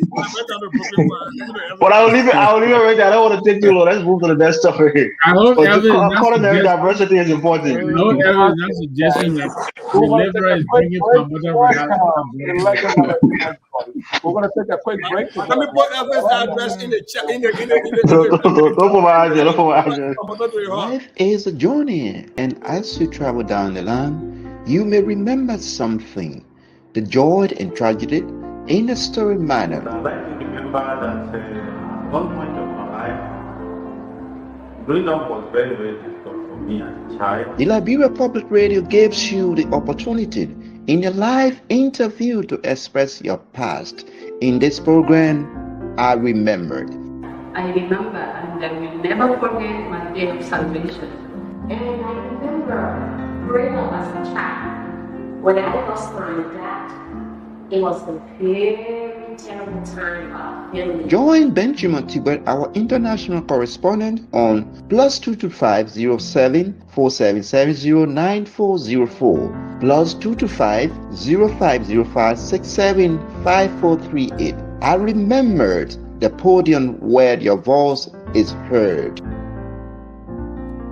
Okay, there you have it. Coming soon on the Liberia Public Radio with our Abidjan correspondent, Benjamin Tibet, who will be making that real lifetime story on some of the things. Amos George is better late than never. Good evening. It's good to have you here. The guys are slamming you this evening here. Good to hear for yourself to see how this evening going to come to an end. The liberal and his ally, they're calling us the right winger of this network, and you are the principal person. But anyway, it's good to hear now. Okay, let's get to the last and final segment Why here. you cutting this short? Why can't you just say you, the far central right? And that would be the issue. Okay, there you see, you hear him. He's rehashing those same words. He went much deeper, but I will leave it there. So, let's spin around the last and final segment here, and I want to start with Dr. Mali Jones. He has to go do some quick errand here. Look, I am hearing Dr. President Boyka, this is going to be like the Sierra Leonean style. Sierra Leoneans, and then when they're dismissing or getting the people, what they don't just say fire. They give you a compulsory leave steady. Whether you're going steady, you're not going steady, you on your. You don't love what you Creole man said that how did I do it. But I think some of the things, as time goes by, we're going to get much more information. Some of the videos we saw playing, some of the utterances, by even some of the players speaking ahead of a pending investigation. You, as a paramilitary personnel, that alone is lack of tolerance, and they are just jumping ahead of their shadow, right into other foreign nations, as we have been hearing on some of the things that were going on, when you should be reporting to the Ministry of Justice. So I'm wondering here, what are people who are doing this simultaneously at the same time? You're writing to foreign governments of some of the things that are happening, and at the same time, you're telling your government where is the trust. Dr. Jones. Yes, I've been wondering what was really going on in the LDA. And so I decided to do some little research. And it has been reviewed in the Oracle News Daily and the New Dawn newspaper that Mr. Kroma first job was to serve as chief of staff in the AFL. And as a rebel commander from Ulimo K, coming to such a prestigious job with no formal experience from anywhere besides the jungle experience. He brought a whole lot to this office where he only lasted for 1 year. Lastly, this man have got some human rights violation on his hands, according to these sources. But currently, what happened into the LDA right now, it's like he brought in this what we call the war mentality form of leadership, micromanaging, employing people in the absence of the deputy for administration, bringing in his ACO members, where they had this list of volunteers who have been around. So it's like trying to circumvent a whole lot of things, you see. So at the end of the day, I started to wonder exactly the root causes of some of the dispute. So I decided to go further down. There are a whole laundry list of human rights, of his brute force, you see, not even respecting his friends and bringing in tribalism, in fact, into some of these things. Go and read our articles. But the most important thing here is that I decided to delve a little bit into their academic background. And I got to realize from my sources that, from my research, that this guy, Hassan Fatiga, the deputy director, this guy has a PhD in clinical psychology. That's something I saw on his profile. I don't know whether he put it there or not, but I saw that there from Wharton University. He also holds a master in forensic psychology and human services from the Concordia University St. Paul. I saw this in your biography. In the case of Kroma, and besides that, for his work experience, he spent 9 years as federal law enforcement officer in the U.S. Department. He served as a protective officer in another agency in Baltimore, Maryland. Unlike Kroma, he has a BA in sociology from the Duke University. And that's all about him. His work experience is largely in the era of this rebel exercise he did under Ulimo K. Most of his experience. Because I tried to find out, apart from that, what else has he done? His first civic administrative job he ever did was to serve as chief of staff, where there was so much problem that he even couldn't complete the 1 year. You see, and he was moved to the deputy.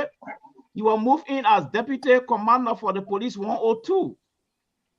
He also served as head of CID. Okay, he abused a whole lot of power down there. Okay, so I'm beginning to realize that there where the friction is coming from. You have one man introducing the war mentality strategy to run the office, and another man introducing a civic like free of war mentality to straighten out things. So it's a long list of issues, but in fact, the new Don even made a lot of research talking to people at our office, and there's nothing good about this guy from these people. All right. Let me go to, this is why we are not good at managing crisis. I wish some of these things people were on earth or they know So it. I have a solution so I can use CEO. Okay. My solution here is that if Joseph Barker, for any reason, because according to the press statement, these people are suspended, but they are not suspended for time indefinite. So there is a window there, probably after the investigation, because when you are suspended for time indefinite, that's a serious problem. I did not see time indefinite in our press release. I saw that they were suspended pending investigation. Someone has taken over. But if for any reason this guy will want, maybe the president would like to bring this guy back, he will have to go through some administrative tutoring. Yes. Right. But moreover, Joseph Barker bringing in a rebel commander on taxpayer payroll is a big problem. We cannot continue to celebrate these people who have committed gross violation in that country and they're on taxpayer payroll. Anybody who celebrate these people, I mean, like Kroma, they are validating some of the atrocities they committed in the Liberian Civil War. All right. Thank you so much. The Liberal is stressing hands, is drowning with your argument. Quickly here, guys, we are already out of time, but we're going to do everything possible for everybody to chip in. Liberal, you having a headache right now. Yes. But knowing fully well, you're probably going to come back and call him the most independent voice on this LPR. From his analysis, which I suspect are also subjective analysis. Is there any independency coming out of here, Mr. So? Look, this is what I'm going to say about this, and I'll say good night to you as well. But the issue here, Mr. So, there are so many Liberians, 5-point-something million. And those people that put up their hands to say, I am willing to do it, even if they are making mistakes, we can chastise them. But what I think we should not offer is our opinion, disguising our opinion as being an analyst opinion. It's unacceptable. A.B. Kroma, he has done most of his stuff, but from my own background, searching background, A.B. Kroma, when he was with Alhaji Kroma, there was no way, and people that I talked to, even some of the people that got killed, some of my relatives that got killed in Bomi Hill, most of the people that were there, A.B. Kroma is nowhere to be found. He has never, according to people's sources, he has never carried a gun in the battlefield. He was a tactician who is working daily with Alhaji Kroma. So he was never on the battlefield to be suspected of war crime or what have you. Now, other issues in Liberia and things like that, look, we're Liberian, we lie a lot. So I'm not here tonight to try and sugarcoat anything and try to say I'm here for kumbaya, Mr. So. We have to make sure when we're talking about these things that our emotions are divorced off of all of these conversations. Let us be straightforward. We want something better for our country. And those people that are sacrificing themselves, you heard his wife some time ago, that he told the reason why they have a divorce, because he wanted to go home to help. And I know many Liberians, because of EULA, they were unable to help their children to get a better education because of other Liberian organizations.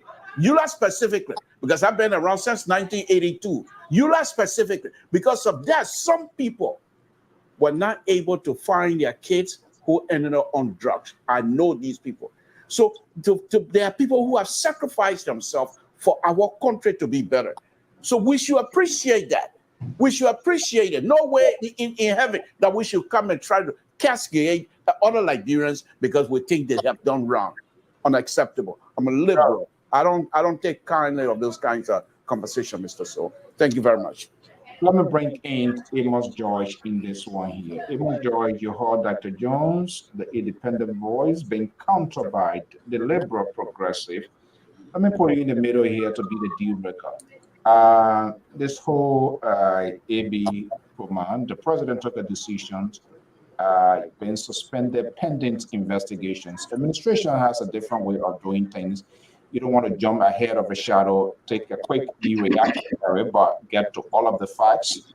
So I think that was another good strategic position by the administration. You don't just want to be quick and then later on you find out either one of the party here. But quickly here, do you think, I'm hearing that there's no way that AB Kroma and even Fatika, they both has kicked the can down the road, that they will go back to those entities.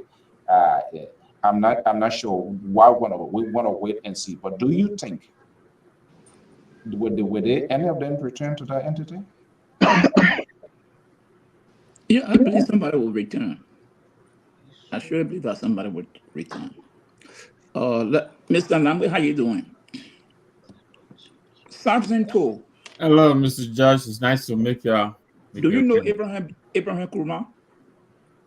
Do I know him? No, that's Samson Tool. Okay. Do you know Abraham Kurma? You don't know him. You don't know him. Abraham Kurma served as chief of staff of the armed forces of Liberia because his uncle was Haji G.V. Kurma. A.B. Kurma was captain in the police prior to the war. He worked at CID, but he was never director of CID service. He worked in the department of the CID, but he was never director of CID. So you said that this man served as chief of staff of the armed forces of Liberia. You said that he did not carry weapons. You know how many men AB was commanding at the time as commander of the armed forces of Liberia at that time? And you come here to say, people say he never did, he didn't carry arm with him. Yeah, the chief of staff, he can carry arm. If he doesn't want to carry arm, but the men that he carrying, his entourage carry arm. So let me just leave it at that point there. So don't come here and try to bombard people here, say they try to tarnish people's character. No. The man quoted paper. So if you have a one, go to the people. Look, and I have a Mr. So Senator Dillon statement today. He made a post. And that's very troubling to me. The first statement I came out, that the DA director has a greater power. And there is someone in the Senate will be part of the investigation. And if he making that post, what is he alluding to? Will he be fair? But then you went down in that post, listing the function of the DA director and the deputies. Then I wonder what's in the stand on this issue. These are some of the things I continue to say. We want a fair and thorough investigation into this thing. It should not be swept under the rug. And ever I will come back to you. You're smart, intelligent young man, one of those on this program. I heard you saying I will shove something in your throat, some people. In your earlier statement tonight, I said to you that at the time, day before yesterday, on Spoon, that Fadika did not speak of AB being a cartel. Somebody spoke of him being a cartel. And we asked you, so Mr. So played that tape, everybody listened to it. Yesterday or so, Fadika spoke and accused AB. So in that case, if today you are seeing anything, I will not ask for source. because I heard it from Fadiga mouth. But at the time, Fadiga never spoke about it. And that was the point I said, I told you, no, you cannot say it because Fadiga had not said this. You didn't hear from Fadiga. And I was asking you, where is your facts? So I was not shopping in your mouth. You didn't want to call my name, but I will question you. That's what you said. We got to check you because it never came from other men more at that time. And that was the point I was drawing, and I still stand by it. So if that case, then you should apologize to us. No, Mr. George. Hold on, let him make his You point. will talk. You didn't, at the time, the man never spoke of it. It was yesterday he spoke, and in his letter is there. So now, if you say anything down the line, I will not question you because there's a source now we have. But at the time, it didn't come from him off, and you were quoting him. And that's why I came after you to say no. And furthermore, you said that you had a beef with them. And in politics, all this will take into account. Because you have a beef with him, that means you will not be fair by judging him or making statement against him. And you said again that because someone worked at the FBI, that doesn't make the person qualified. And because you heard that AB told him that you're a godman again. Now, Mali just came out to read something about this man, read something about this man's profile. So I'm just saying, let us be careful how we judge one another in the situation. Say you have a beef with them, but let us just be clear and precise to exactly what people say, let's quote them. That's my point on it, because we're too many.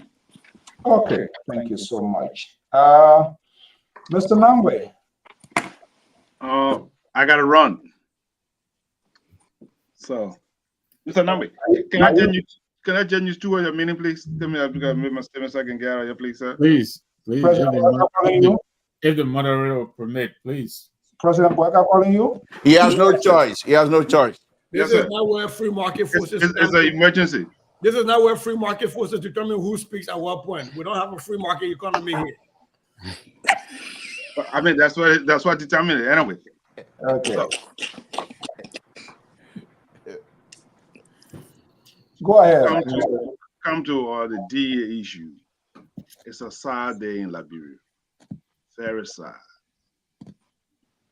For the time I joined the law enforcement in Liberia in 1980, there was integrity. Man, the late Barney Dempster, when he was chief of police, Wilfred Clark, I mean, the list go on. Patrick Minicon, the list go on. National security. And not a single day.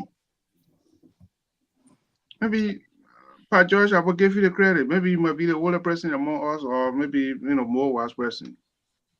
I am.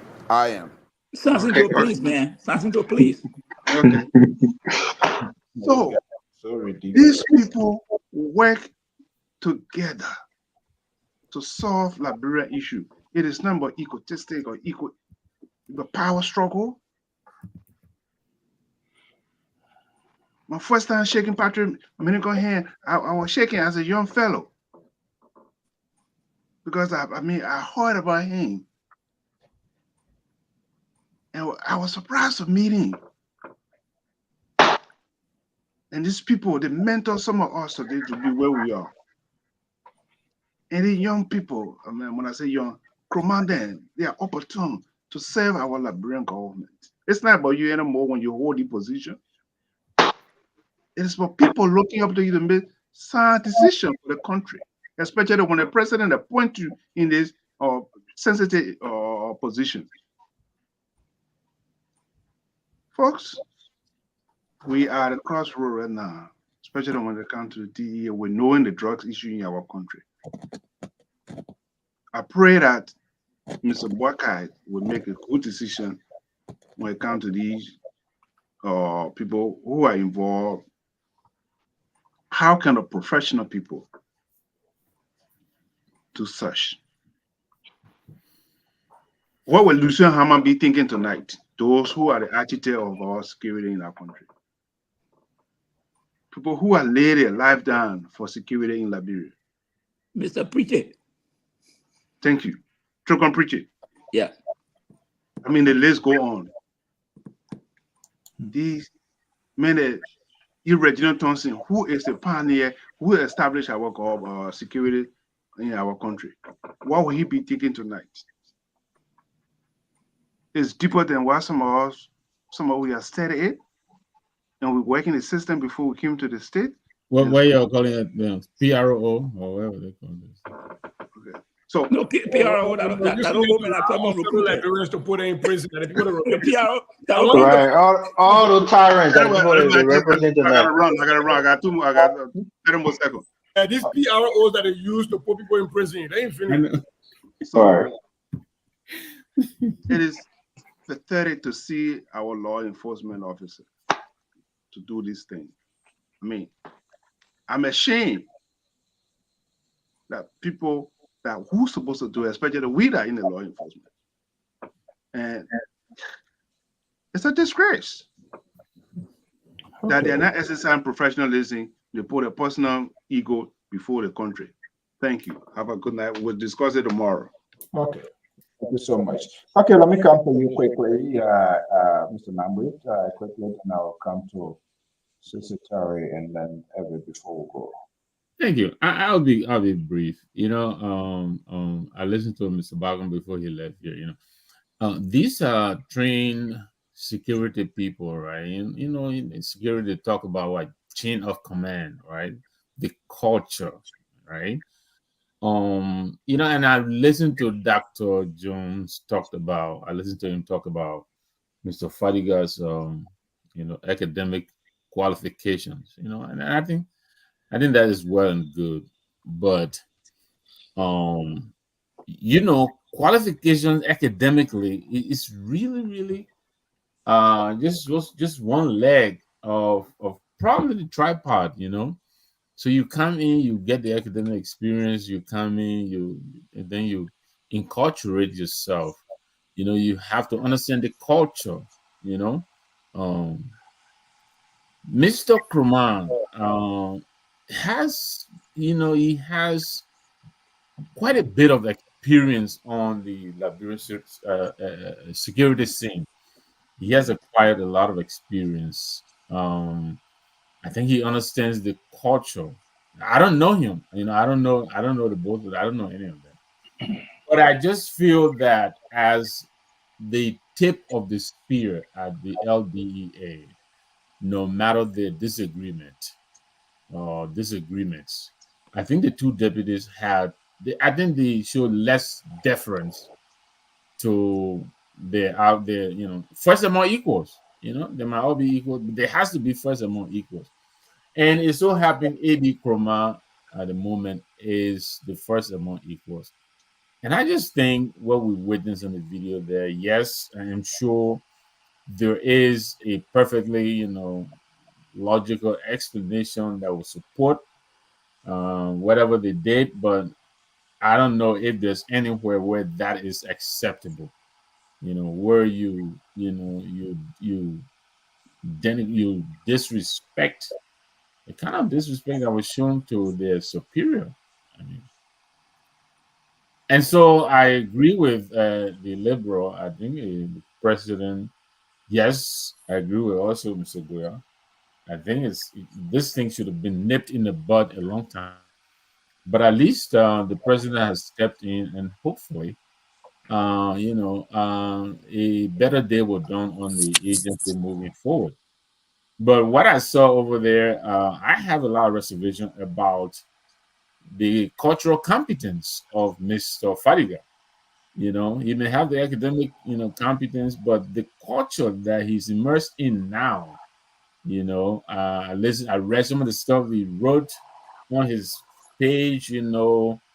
I think there seems to be a general lack of understanding and appreciation of the locale that he's working in, and I think he needs to take some time to learn, you know, his environment. He needs to understand it. So I'm not putting him down, but I just disagree with him. I mean, wholeheartedly. He knows what best practice is, and I think what he demonstrated over there does not represent the attitude of a trained security personnel. Okay, Sissy, have you spoken?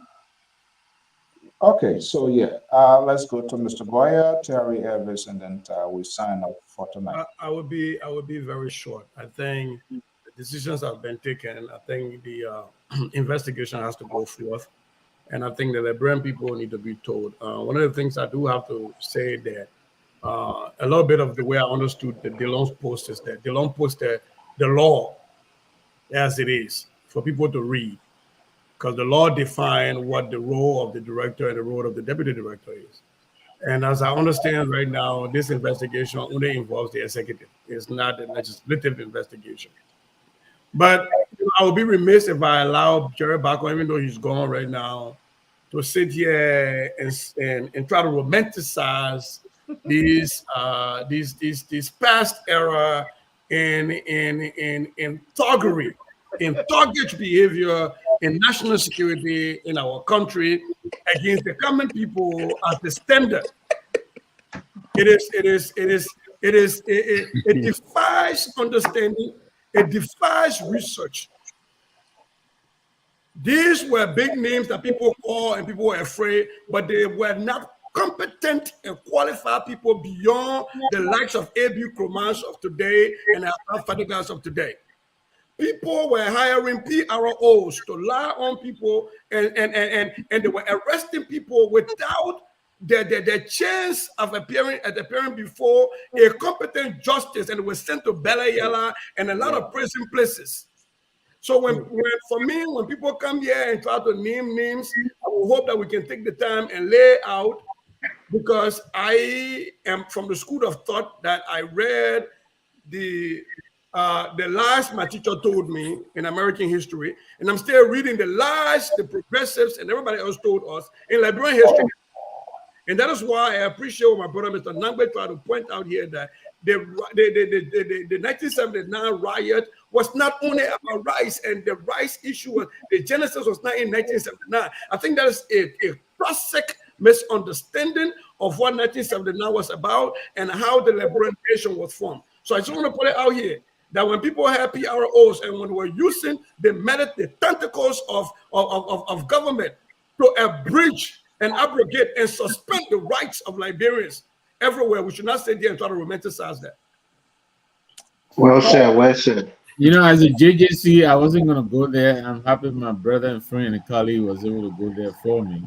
Now, this is why we told you, keep distance from the liberals. The liberals will always try to rewrite history, and they don't complete the rewriting process of history. So he threw it out, and he said he got an emergency. But it's understandable. Okay, Mr. Collins. Yeah, I think Sissy just brought the whole thing out, because that means you agree with me that rice is not a security threat. But anyway, what I want to say, yeah, because the guy said that everything the rest was not. No, he said it. Yeah, what's his name? The senior man, the president. I think he's a former president, right? Victor. You know that it was far from rest, 1979, and I want to agree with him. I want to 100% agree with him. But however, you know, with the whole thing or this stuff that we're talking about here, A.B. Kroma and all of that, it shows Fadika, in as much as I want to defend Fadika, we must blame it plain and simple. After the video was, you know, have the spread all over the media, Fadika, you know, is a gross insubordination to A.B. Kroma. And even the recording, I think he did the recording, and I think it exposed him even more.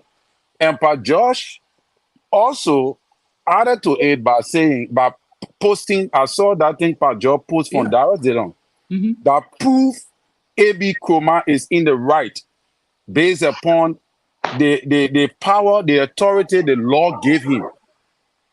All right? I think Fadika is a professional guy. The man told him, don't come in my office with your arm. That was fair enough. You could have stayed outside, you know, and do other things. But I think Fadika, because I think he was doing the recording, he wanted to entrap AB. And AB is an experienced police officer.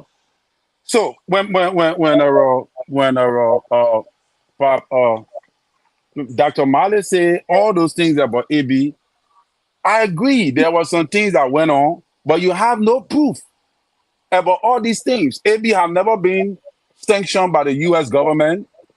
He has never been found in any kind of crime. Nobody has said, come out to say, oh, AB killed my man, he killed my pa, he did this, he did that.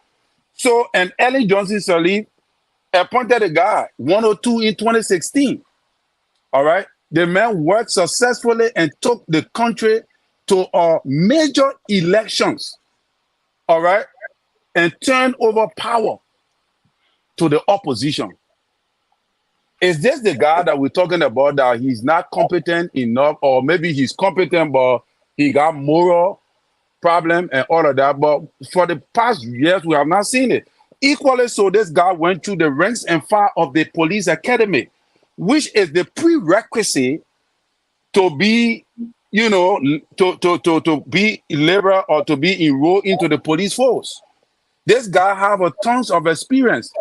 In as much as I respect Hassan Fadika with all his credentials from America, he does not have the experience that AB has in the Liberian community. And I think the job that was given to him was fair enough for him to work under AB and learn. But I think he stepped his bound. And we must say it as it is, in as much as we're in America here, we know the whole thing here, all of that. We must tell Fadika Hassan, because let me tell you something, when somebody is your subordinate, it's very difficult when they're going against you, when they're trying to undermine you, it's very difficult for you to control them. So the people who blame AB, I will not blame AB for one thing. Based upon the video that I saw, I'm not going to blame it. People that want to blame me and say, okay, yeah, he's the boss, he should have put things under control and all of that and all the kind of thing. Well, I think it's based on sentiment because of the scenario that once you are the head, you're supposed to be able to pull. But there are just some people you cannot control. And I think this is the state that this have come to. I think President Walker needs to investigate. Now I can say and answer Mr. So's question that he asked me the last time, whether they should go on an investigation. I will say clearly that yes, Mr. So, I think they need to be investigated. Thank you for the show. Okay, let's close the door this evening. Let's go to Minneapolis, Minnesota. Avis. Thank you, Mr. So. Look, Pa George, you know I respect you a lot. I always listen to your views. You have insightful views on this platform. Thank you. But let me say, as a young man, when I come on shows like this with people who have a vast wealth of experience and connection, I don't like to beat my chest and act like I'm so well connected. But the statement that I made on Monday was to tell you that I had some inside information of what was actually going on at the LDEA. But I'm not going to come in and say, oh, my sources told me. You know, people do this thing all the time. This nonsense, oh, my sources told me, and this and that, and acting like they're so well informed. But what I told you was something that I knew, beforehand. And it was only validated yesterday when Fadiga made that statement himself. You said I didn't have the facts. I was making accusation without anything to substantiate it. But I was only saying that exactly what I was saying. Was I lying at the time? But how do you think I know this? You think I'm a soothsayer? You quote that from the video. You quote that from the video. No, you quote that from the video. Okay. I want people don't say soothsayer. Say you think I'm a prophet. Okay, yeah. So I had that information of the accusation before it was. The pastor there. No. You quote that from the video. Let's get that right. You quote that from the video. Okay. No. You shouldn't don't sugarcoat it. You quote that from the video, and that's why I came after you. Okay. It would have said your sources. I will not question your sources because you will not review your sources. Right. But when you quote the video. That was the video I was questioning you. Remember that there was to be police chief for ANC, right? So be careful how you talk. Right. So my point here is everybody have said it. The educational qualification is good. And one of the things about education is supposed to bring about refinement, taking you out of the darkness of ignorance and bringing you into the light of enlightenment. But it's not only about being informed on a specific subject matter. It's also supposed to develop you personally. You have to be reflective to see some of your flaws and to develop yourself personally. And that's why you see I pinpointed at Fadiga. I've had interactions with Fadiga before. I myself, on other platforms, people have told me I can be abrasive, I can be a bit, aggressive at times. And I've took the time to reflect and say, you know what? Yeah, sometimes I make good points. Sometimes I give good analysis, but sometimes I can be abrasive. So that character flaw of mine, I have to work on. I've been working on it. The point here is that these guys have the qualifications. They have the educational qualification. But one thing you hear in America to tell you, he lacks the temperament. When it comes to presidents, it comes to anybody to say he lacks the temperament. Being quick to anger, being quick to start to abuse and start to accuse people of things is a character flaw, and it's always almost going to get you in trouble. People go on the job, they lose their temper, they start yelling. When they fire, then they sit down and say, why I even did that stuff? I need this job to support my family. I need this job to take care of myself. Why are you even acting so rude? Now you regret your actions. Is a prime example of that. But let me say another thing that's deeper. And I don't want to break any news here, right? But the war crime court, the issue is a microcosm of why we need a war crime court. There was sectionalism within the LDA. When people hear the Nifadi, you got to think he's a Mandingo guy. Fadi guy number one is a Christian. Fadi guy number two, his father is from Senegal. They're from the Wolof tribe, so they're not Mandingos. They're Wolof and Bassa. The mother is from Grand Bassa. But the point here is, A.B. Kromah was indeed bringing people who were not officially hired by the LDA, who are all Mandingos, and were bringing him into the department.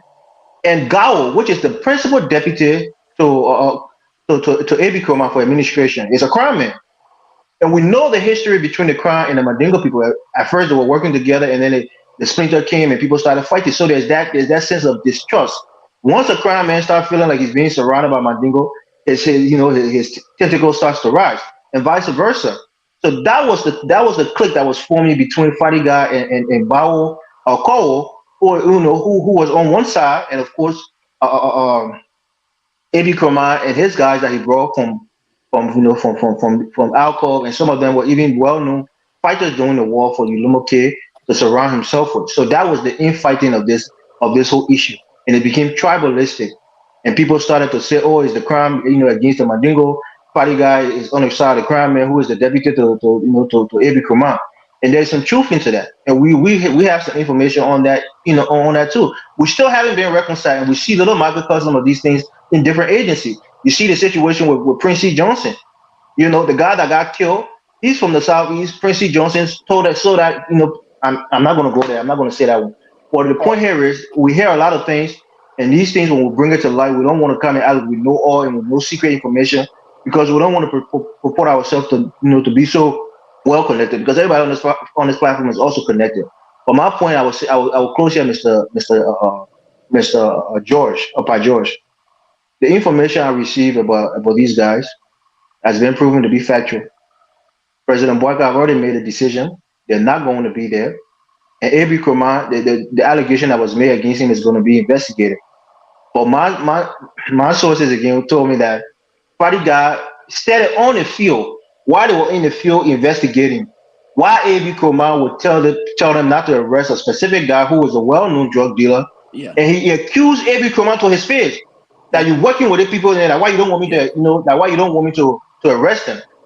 And that's where that initial problem, started from. And that's why temperament is important, and doing things by the book is important. Bodyguard did not do things by the book, and he always liked to come back to his American education and his American experience. You always got to do things by the book. If you see something that is not right, you go, through the chain of command, and you report it as a whistleblower or as a complaint against your superior. And he didn't do that. Thank you. Okay, what a My own course tonight, Evan, you're doing well. I appreciate Thank it. you, Terry. I appreciate it. Yeah. The only problem with next time, don't say soothsayer. Go to the Okay, all right. I would say preacher. I would say the imam or the pastor. And the only problem I got with you, don't bring palm butter. Don't bring palm butter and Kisali business here, please. Okay, all right.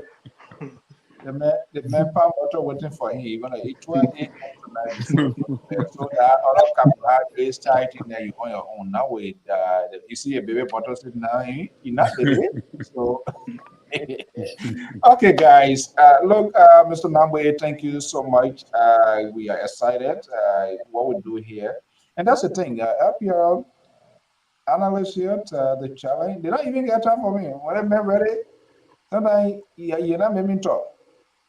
Everybody on fire, and part of that is we must hold ourselves accountable. People take up time, value their time. Not that they don't have anything to do, but I think bring some sort of open conversations accommodate all voices, and that's what we should be doing. So sometimes people so they may is not Liberian. Absolutely not. I mean, that is, we must, let us give people, we must know people mind, why they think the way they think, why they do things the way they do things. We can't be judgmental. And this is why you see this network here. And to your point, though, we always extend our hand out to to our ladies to be here. Most of them came, but then, the election, they came to promulgate their party, but The lawyer wrote. What happened to Joy and Dr. Wonka? And I new John National coming this time again. Especially assistant judge, so she didn't come by again. The very things they were preaching again are what they're doing now. Her husband and ambassador at large. But well, listen, it's anybody who is willing, and I always said that here, all of the analysts always it's been a pleasure and honor to hang out with you guys. I feel at home already, so thank you very much for the welcome. Just jump on with us. We are in it for Liberia. Yeah, you saw the Libra tonight, right? The Libra. You saw him. I know, but my eyes are still fixated on that bottle. I don't know whether that pump or the like I say, you gotta test the molecular structure of that bottle and see what it's made of. It's a chemist. Mr. So, 1 minute. Let me disabuse you guys on this bottle here. I'm a little bit seriously. Hold on, Mr. So. I want to be added into it because let me just put this out, and if you challenge me, I will play the recording. The word call, when it goes to bed, the children use, he get a mouth to pick on his report, and you'll be walking on yesterday he was doing a hair. So you get one of the other songs, every children you get one who also likes your business. So when the other one was fine, when mommy go to bed, then you say, I never was doing hair. So I don't know. Go ahead. But anyhow, just on a very serious note, I don't drink. I stopped drinking for a very long time when I was trying to play for a college soccer back in 1982. I stopped smoking everything. But what's going on right now with me is that I'm a little bit overweight, and I'm trying to put down the rice. And so the juice is when I bring it here, whenever usually time like this, I'm anxious. Hold on, Mr. George. No, I didn't hear repeat. Let me put it down the rest of the bamboo and a good meat. He's got a good part. I'm anxious to get out of here to go to my goat meat, but I'm not doing that anymore. So this is what you guys are going to see the battle here for a while until the stomach go down. So I just want you to know that. Thank you very much for your concern. One of my managers, the guy, when you finish buying the triple waffle, then you buy Diet Coke. Every time you finish eating triple waffle, so I say, Joe, this thing not going to help you. You can't be eating the store will know that this. It put out an equilibrium. Diet Coke reduce the fat. There are people who can be looking for a fat-free butter. I say, how are you looking for fat-free fat? Thank you. But on a serious note, Lebro, you on tomorrow, right? Yes. But since I have the mic, go ahead. I wanted to borrow 30 seconds to something I said that's a little different. There are 2 Liberians running in Minnesota for elections this November. And I'm hoping to bring them on the platform to have some conversations. Wilfred Russell is running for House of Representatives for State House. And Dr. Goba, Pastor Goba, is running to be on City Council in Brooklyn Park. Pastor Daniel Goba, right? Yeah, Daniel Goba. He's a pastor, but he's also a social worker and a therapist. We usually complain that we don't have seats at the table. I always tell people when people build a table, you got to take your own chair, bring it. These Liberians are taking their chairs and bringing them to these tables. But I will hope to get them on the platform to have some interviews with them, so you can have some interviews with them. Because I'm already deeply involved with their campaigns. Everywhere Liberians are running, I'm deeply involved with it. So I don't want to be the one to bring them here to interview them. But I hope that we can extend them some opportunities to come out here and discuss why they are running, what they're running for, and what that looks like. Oh no, absolutely, Mr. Goyot. Once you connect us with them, and once they are willing, we try to do that. We reach out to people. Sometimes they cancel at their own, whatever timing. But do the work for us, and once they are willing, we will set up time. We'll give them promotion. We did that. Now with State Representative Nathan Bia. He came on LPR here to work with him. So now when he appointed me as chairman of the Election Commission, Rhode Island. Ultimately, at the end of the day, we have to go to Superior Court. But since then, everything is still, like government, when they not win it, they cheat. But when they win it, then it's okay. But I mean, today the community is peaceful. And I think we should encourage Liberians to be part of the system, to be at the head table. That's why we see these, how you call it, the Hispanic group. So you got to get somebody to be in the system in order for your. The Somalians are doing the same thing. Yeah, only Liberians would like people, would keep people down, and all that kind of stuff. So I mean, I would love that. Once you talk to them, that's a good thing. We're gonna have them. So, Mr. So, tomorrow's show on Conversation with Samson, I will be having former president of ULA, Grand Gila Association, Mr. William Yano. I'm going to bring you on. We're going to have a lengthy conversation about what is happening in the Nigeria community. Is he still that's what the superintendent and the president brought?